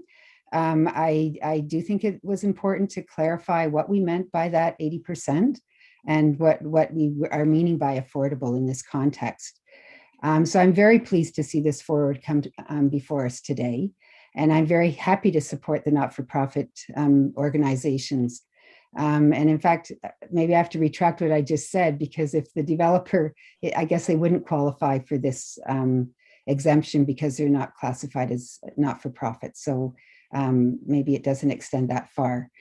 While there's a lot of push for 1- and 2-bedroom highly priced condos and market rate rental apartments, which seems to be what we get the most of these days, neither of these options, in my mind, will address the affordable housing crisis. So waiving development charges to ease the burden on not-for-profit organizations as they build deeply affordable housing, or that 80% of CMHC housing, to me is long overdue, and I welcome this. I look forward to other further initiatives from this council and the region as you know, maybe the province modifies its policies and we can put an end to rent-evictions, an end to evictions of people that are currently housed in affordable units. And even, you know, the rewording of lodging house policies, among other things. And I think we've done a lot and we've come a long way. I think we still have more to do. As has been mentioned, all levels of government working collaboratively. So I'd say let's make the right to housing real and let's make housing first a priority. Thank you. Thank you. Up next, we have Councillor Schneider. Thank you, Chair Galloway Seelock. Thank you for staff for all the excellent work that's gone into this and everything else since we started down this road of helping with the affordable housing. Council's been so supportive of everything we've done. I see this as another tool that we can do within our lane of helping out here. It is all about collaboration and working with all levels of government. And I think that we've done well in doing what we can to make things happen. I like this. I like the comments, you know, the one comment Councillor Singh made about flexibility and creativity. I think the more we can think and make things work, if a developer can team up with a service provider and say, hey, 40% of the units in this development will be affordable, then maybe we can deal with, you know, having okay, 40% of the DC charges won't be charged, that sort of thing. It's going to take little steps in that, as Councillor Singh said, flexibility and creativity to make this happen. But this is great and look forward to supporting it. With all the comments been said, I just wanted to thank staff for all their work on this report. I think it's timely and we need to keep moving forward with this Housing for All strategy. So thank you very much for your time and effort put into this. With that, all in favor? Opposed? That's carried. Was that unanimous, Madam Chair? It appeared to be. Okay, thanks. Okay, so we're moving on to our final item then, which is the in-person and hybrid council and committee meetings. And Amanda Fusco, Director of Legislative Services and City Clerk, will provide us with a 5-minute presentation. Thank you, Chair. I do have a brief presentation. This is an exciting report to present, as I'm sure many are excited to return to in-person meetings again. Moving to the next slide.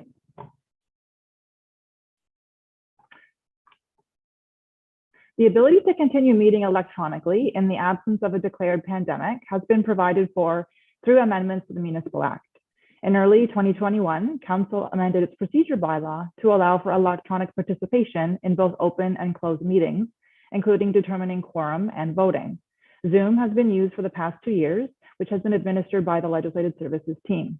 A hybrid meeting, which is defined where both an element of in-person and electronic participation is present, is now emerging. The development of hybrid meeting processes began in the fall of 2021, along with the installation of plexiglass in the council chamber. Recently, council members have expressed an interest in returning to chambers, and staff have revised the protocol to reflect this. Next slide, please. This slide captures that although COVID-19 is still present, restrictions have lessened, including masking and physical distancing in public spaces, further enabling in-person attendance in the council chamber.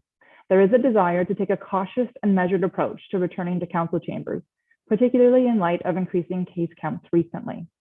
As a workplace for council and staff, measures around distancing, masking, and barriers must remain until the city lifts its protective measures, which is expected to take place April the 27th of 2022. Next slide, please.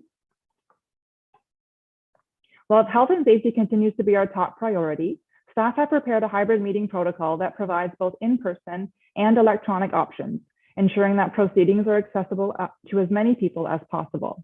The default attendance for council is suggested to be in person. This is to address the importance of transparency, accountability, and public input to the process.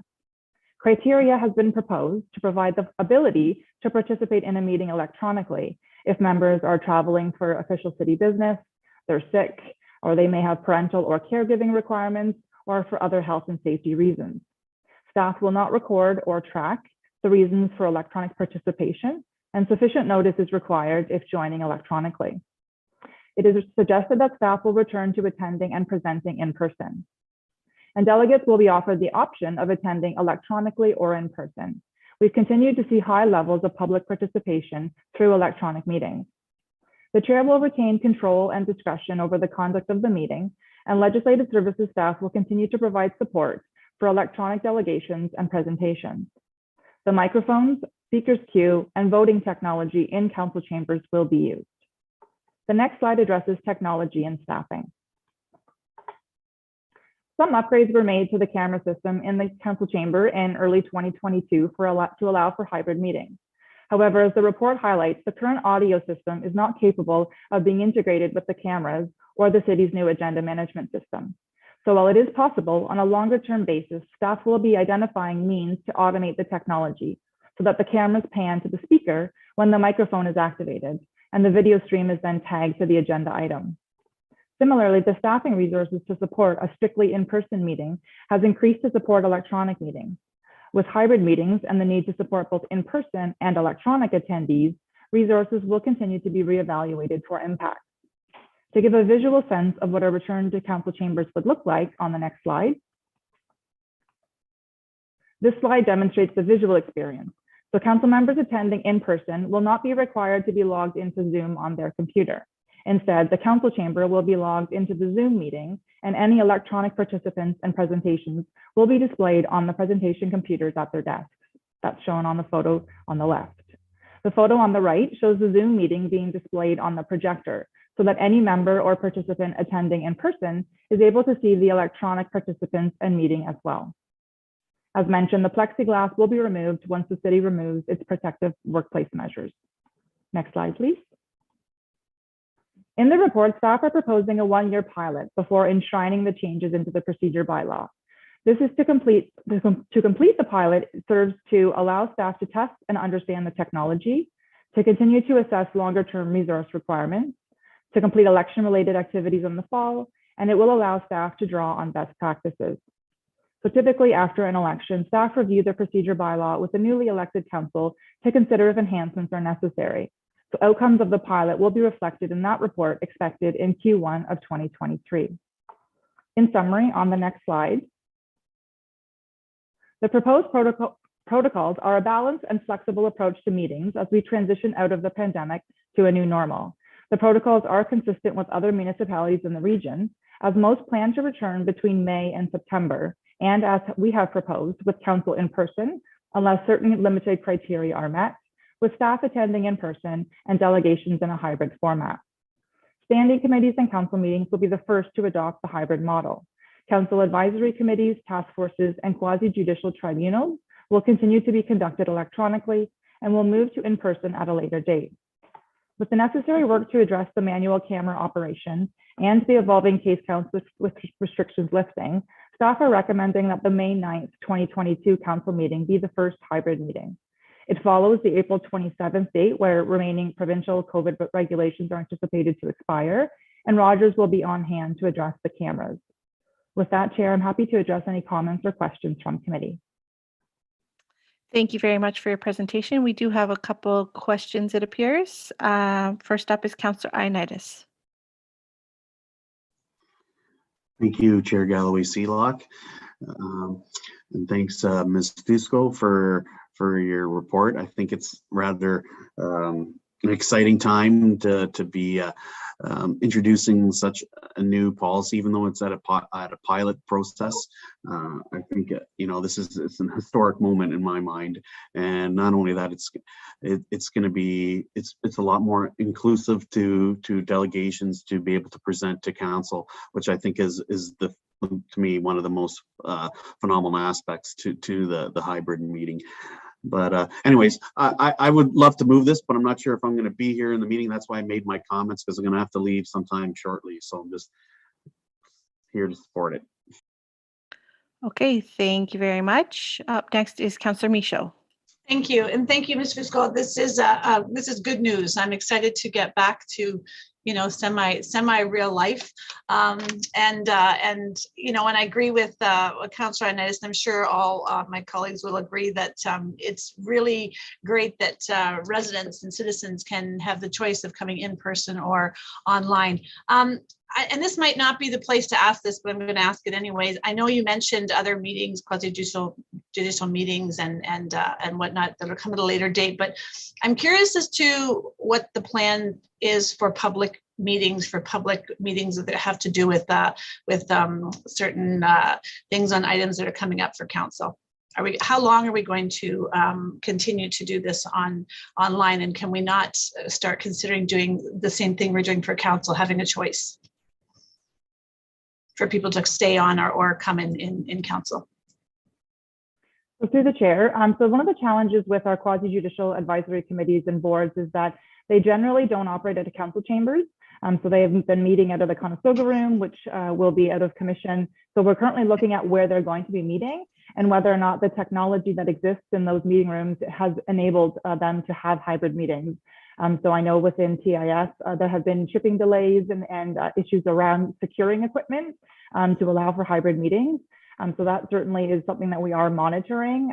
We have also canvassed to determine if there is a prevailing interest, and we're not hearing that, but we will continue to monitor the technology pieces, the limitations, again, around room sizes and attendance, and we'll work with our committee administrators to ensure that as quickly as we can, as safely as we can, we onboard them back into City Hall. Thank you. And one last question, with the public information sessions that are being held virtually, is there any conversation about having those held at community centers or in smaller numbers, maybe having more than one?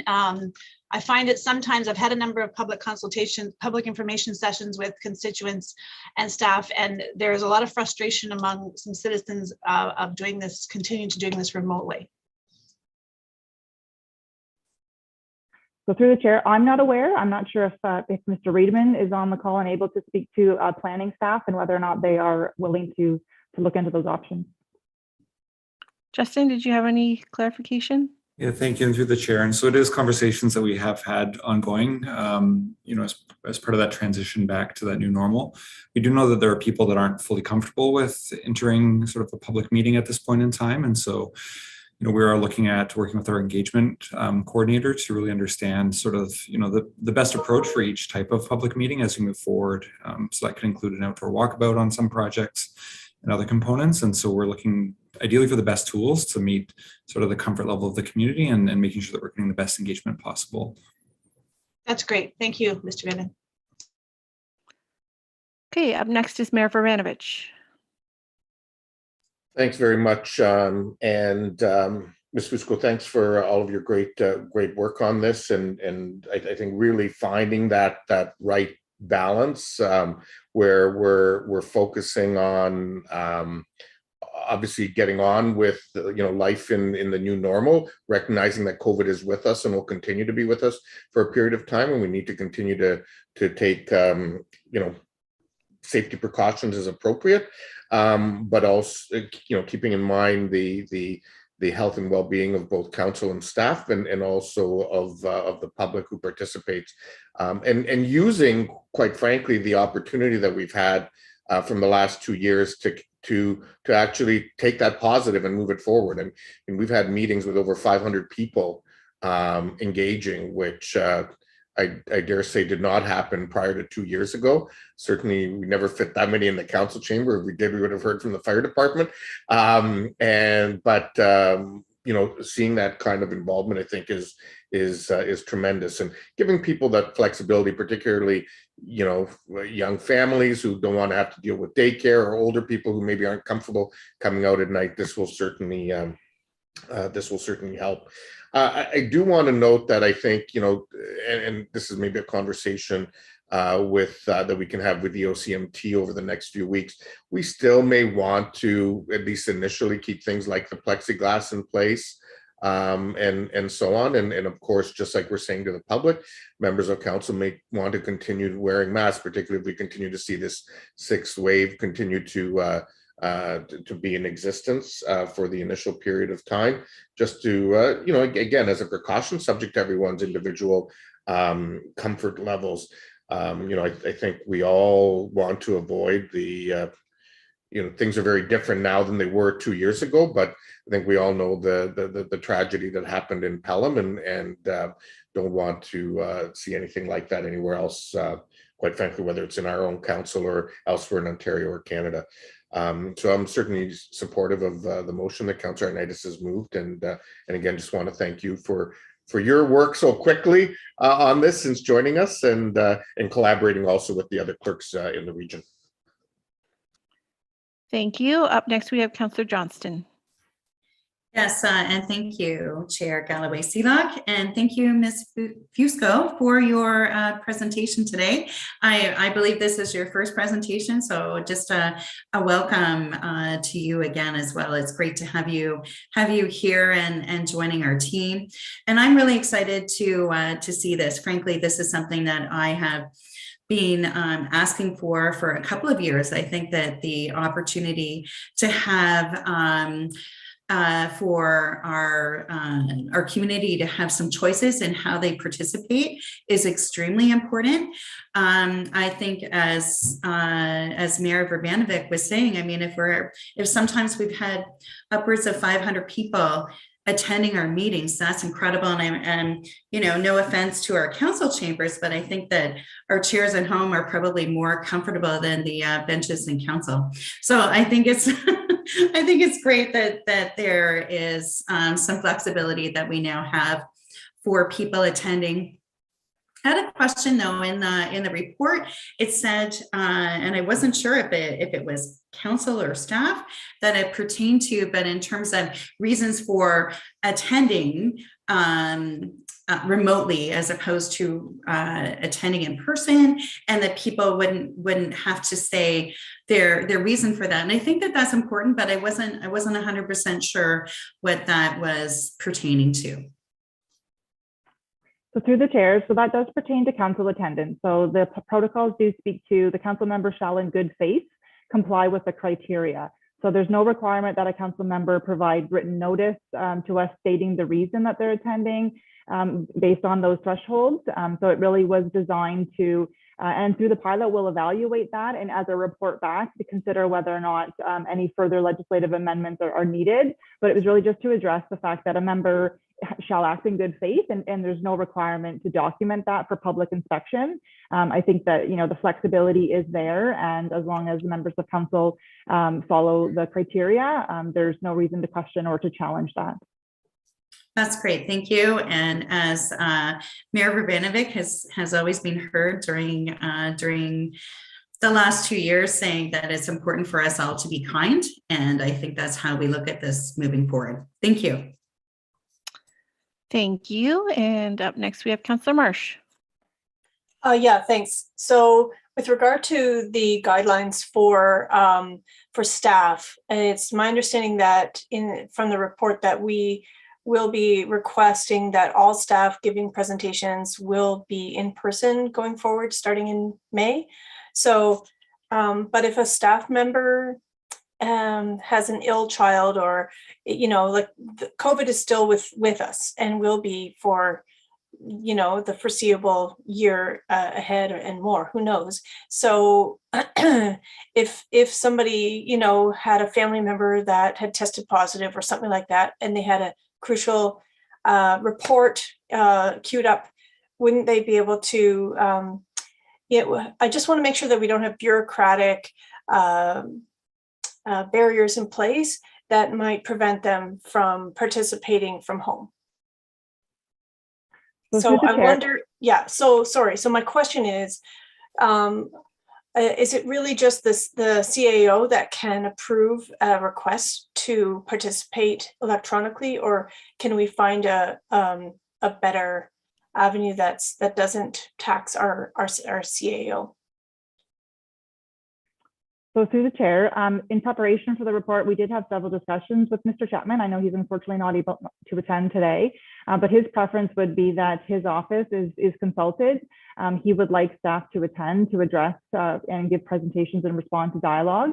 But certainly with the ability to, you know, again, as we just said, be kind. So if a staff member does approach his office and indicate that they have a report on the agenda, but they're not able to physically attend the council chamber, I'm sure he will make considerations. Not sure if Mr. May, Deputy CAO, wants to add anything further, but yeah, I don't believe it's designed to tax the CAO, but certainly the CAO would like to ensure that staff are present, but will work within you know, guidelines to provide that flexibility as well.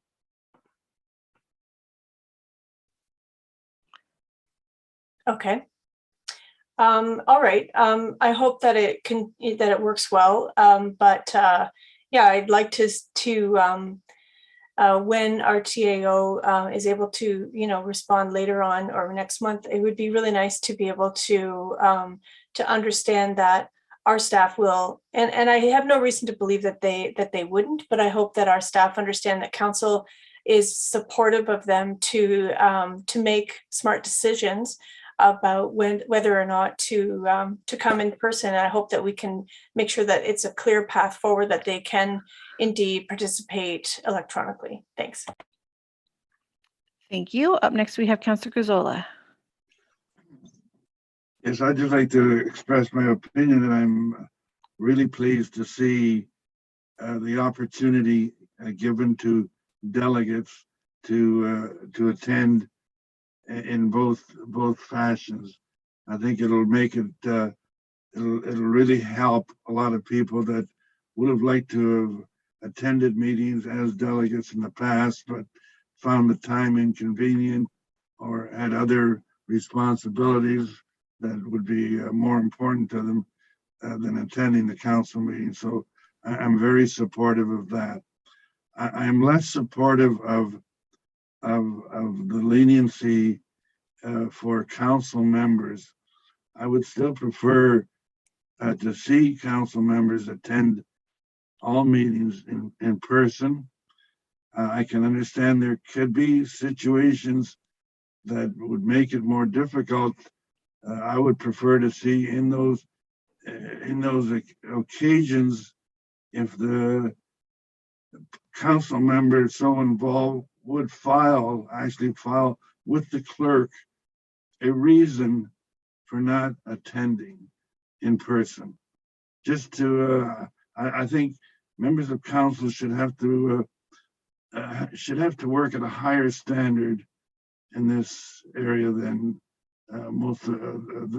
higher standard than staff and our delegates. So I will support the whole program, but I really limit my support to making it too easy for members of council to miss public meetings. Thank you. Thank you. Up next is Councillor Chapman. Yeah, I too want to support what's being presented here. And I agree with Councillor Gazzola that if I'm sick, you don't want me in your meeting because I'll be coughing and I'll probably not feel well. So I would not want to be there, whether virtual or in person. So I think that's the way it works right now. And I really do think that that we should be present at the table. I feel that that's my obligation as a city councillor. And if I'm too sick to be in the meeting, then I will not be there virtually. So I just think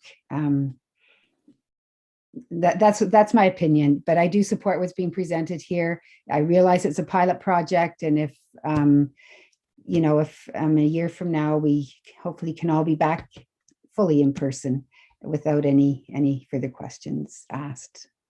So thank you. Thank you. Up next, we have Councillor Steiner. Thank you, Chair Galloway Seelock. Knowing this council, I don't think there's going to be anybody here who's going to choose to be virtual if they don't have to be.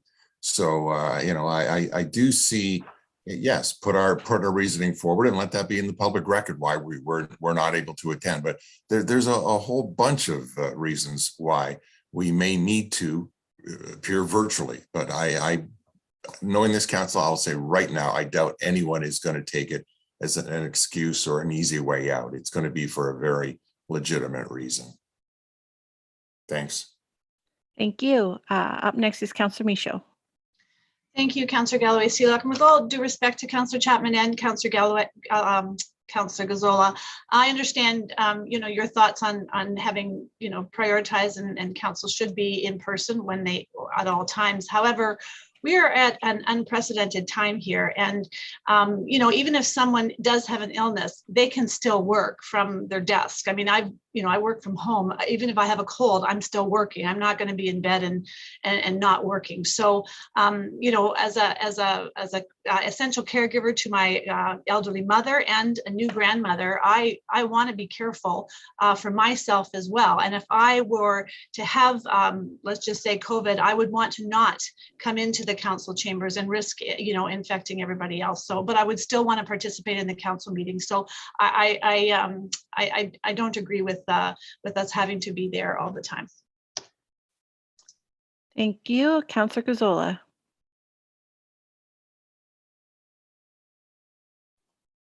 Yes, I would, in light of what I'm hearing, I as I said, I don't oppose if there's reasons that council can't attend, but I would like to add an amendment here that on those occasions that for the public record, members of council file a reason with the city clerk. It doesn't deprive you of working from home when you're sick and all of that, but it does put it on public record. It's not and I don't think it's an onerous task on our part. So it's really the best of both worlds. So I would ask that to be added as an amendment.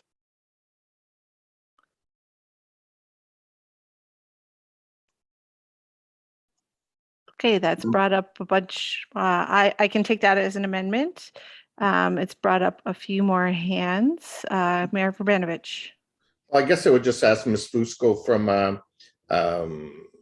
it's a staff management point of view. Is this an added administrative burden that is not a big issue for your team, or is it one that you intentionally thought about and didn't include for some reason? I hear what Councillor Gazzola is saying, but I would suggest that subject to your answer, it'll be pretty obvious if someone is virtual.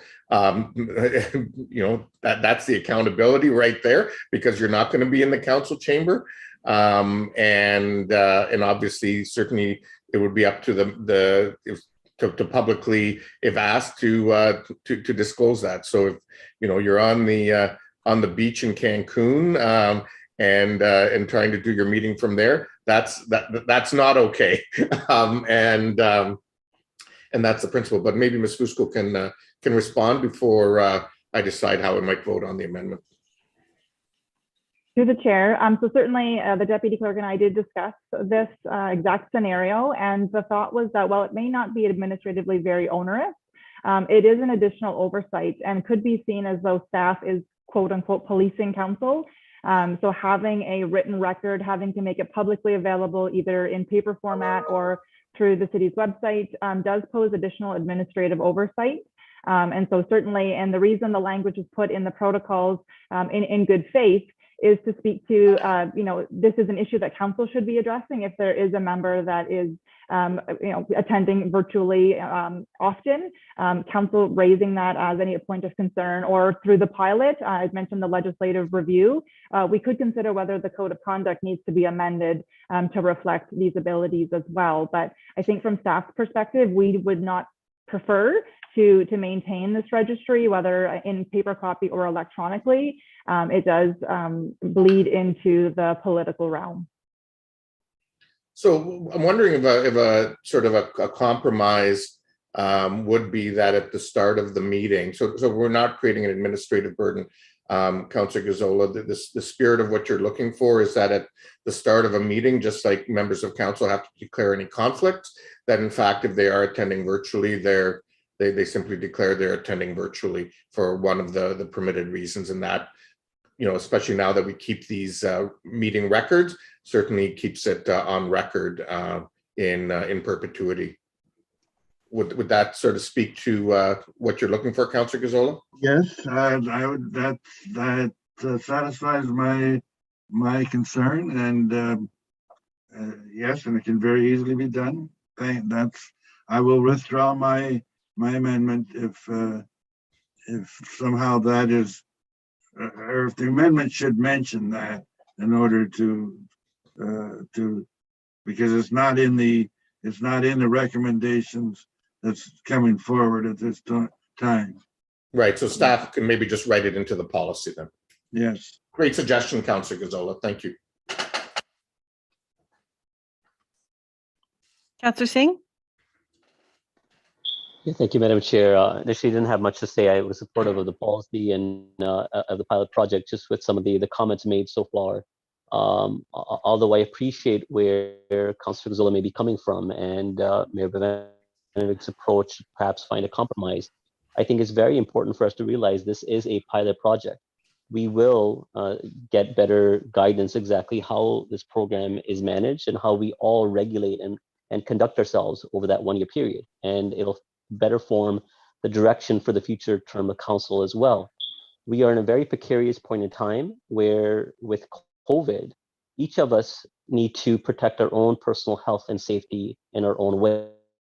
And I think, having to go on and say, hey, I'm fearful over and over again, if someone does have a certain issue in mind of their health or a immune compromised family member, that's unfortunate that they have to keep on identifying that. I don't think this needs to be a level of flexibility that needs to, go on in perpetuity as if this policy comes in permanence.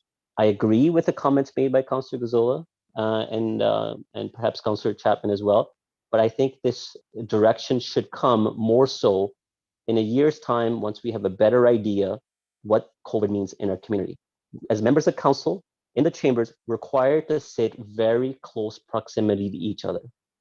Members of staff are being required to come in, but they can distance socially in different ways. We don't all have that privilege. In caucus meetings, we have to sit in a very close confined room, again, in very close proximity. So I think we have to be conscious and careful that we are not infringing on people's personal safety considerations. So I don't think I'll be able to support the amendment. I think we have to guide or appreciate staff's approach in the pilot process and perhaps put these type of amendments at that year's time. Councillor Davey.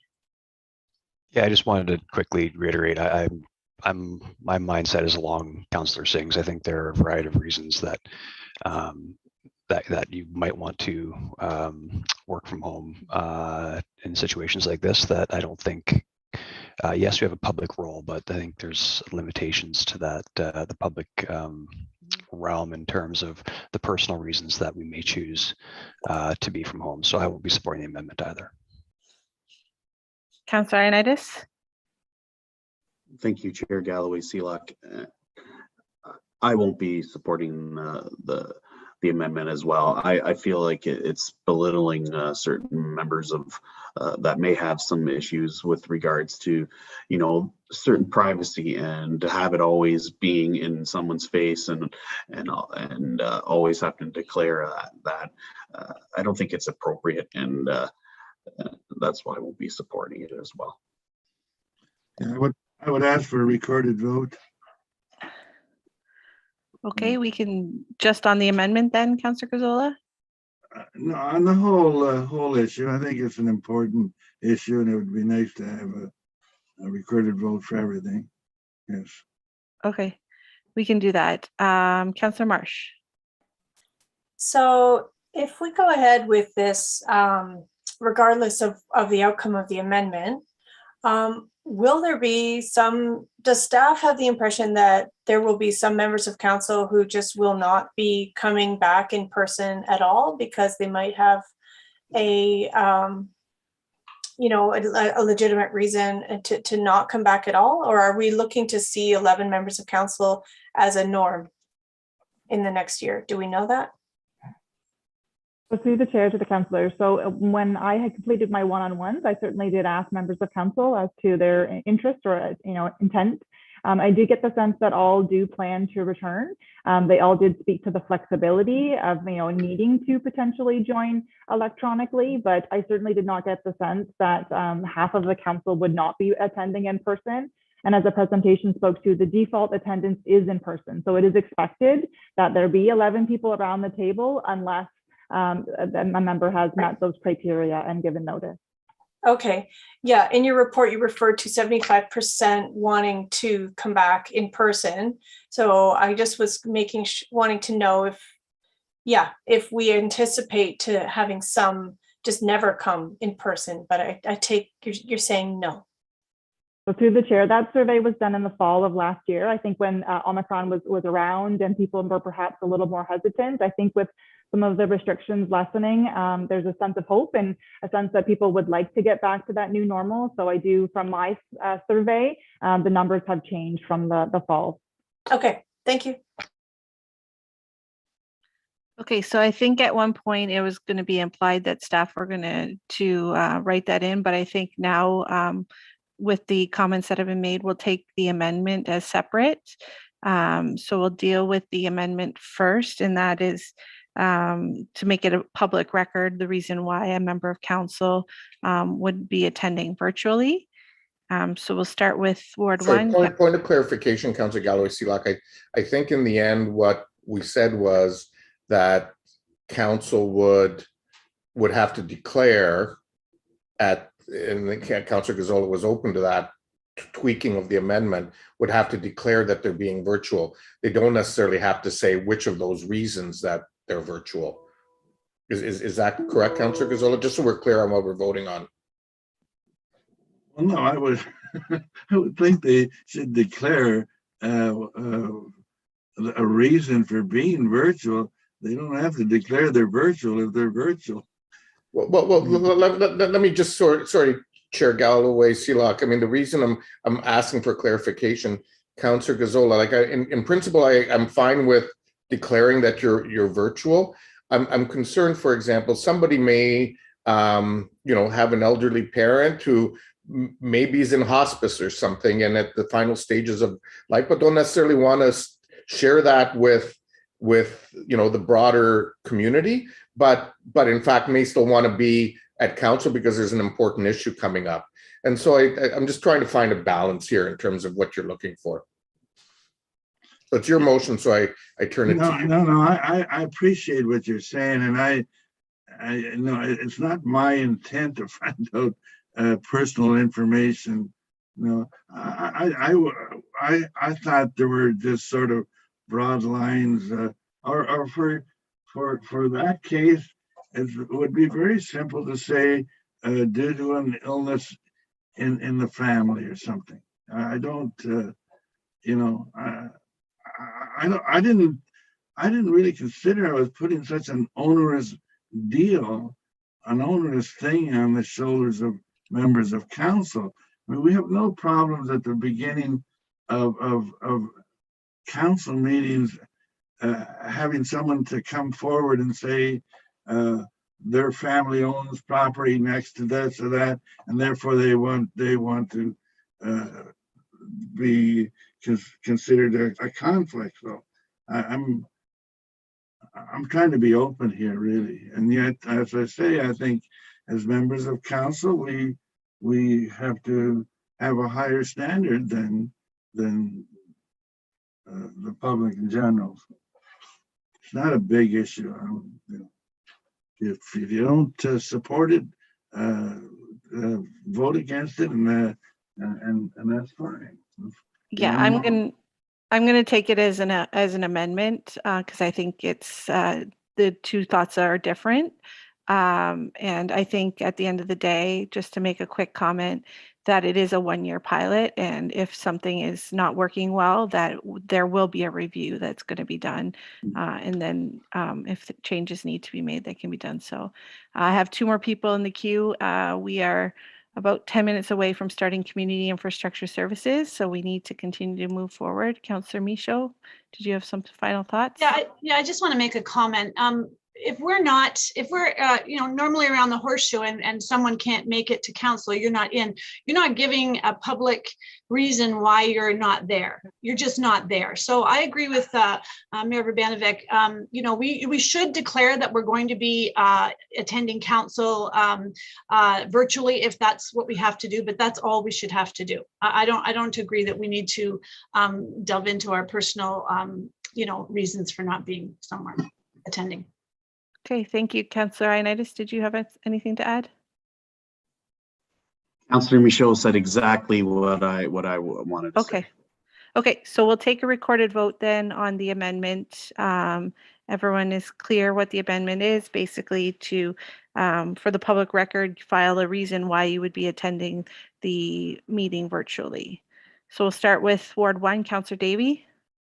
I'm opposed. Councillor Schneider. Opposed. Councillor Guzzola. In favor. Councillor Michaud. Opposed. Councillor Singh. For the amendment? Yes. Yes, opposed. Councillor Ioannidis. Opposed. Councillor Johnson. Opposed. Councillor Chapman. Opposed. Councillor Marsh. Opposed.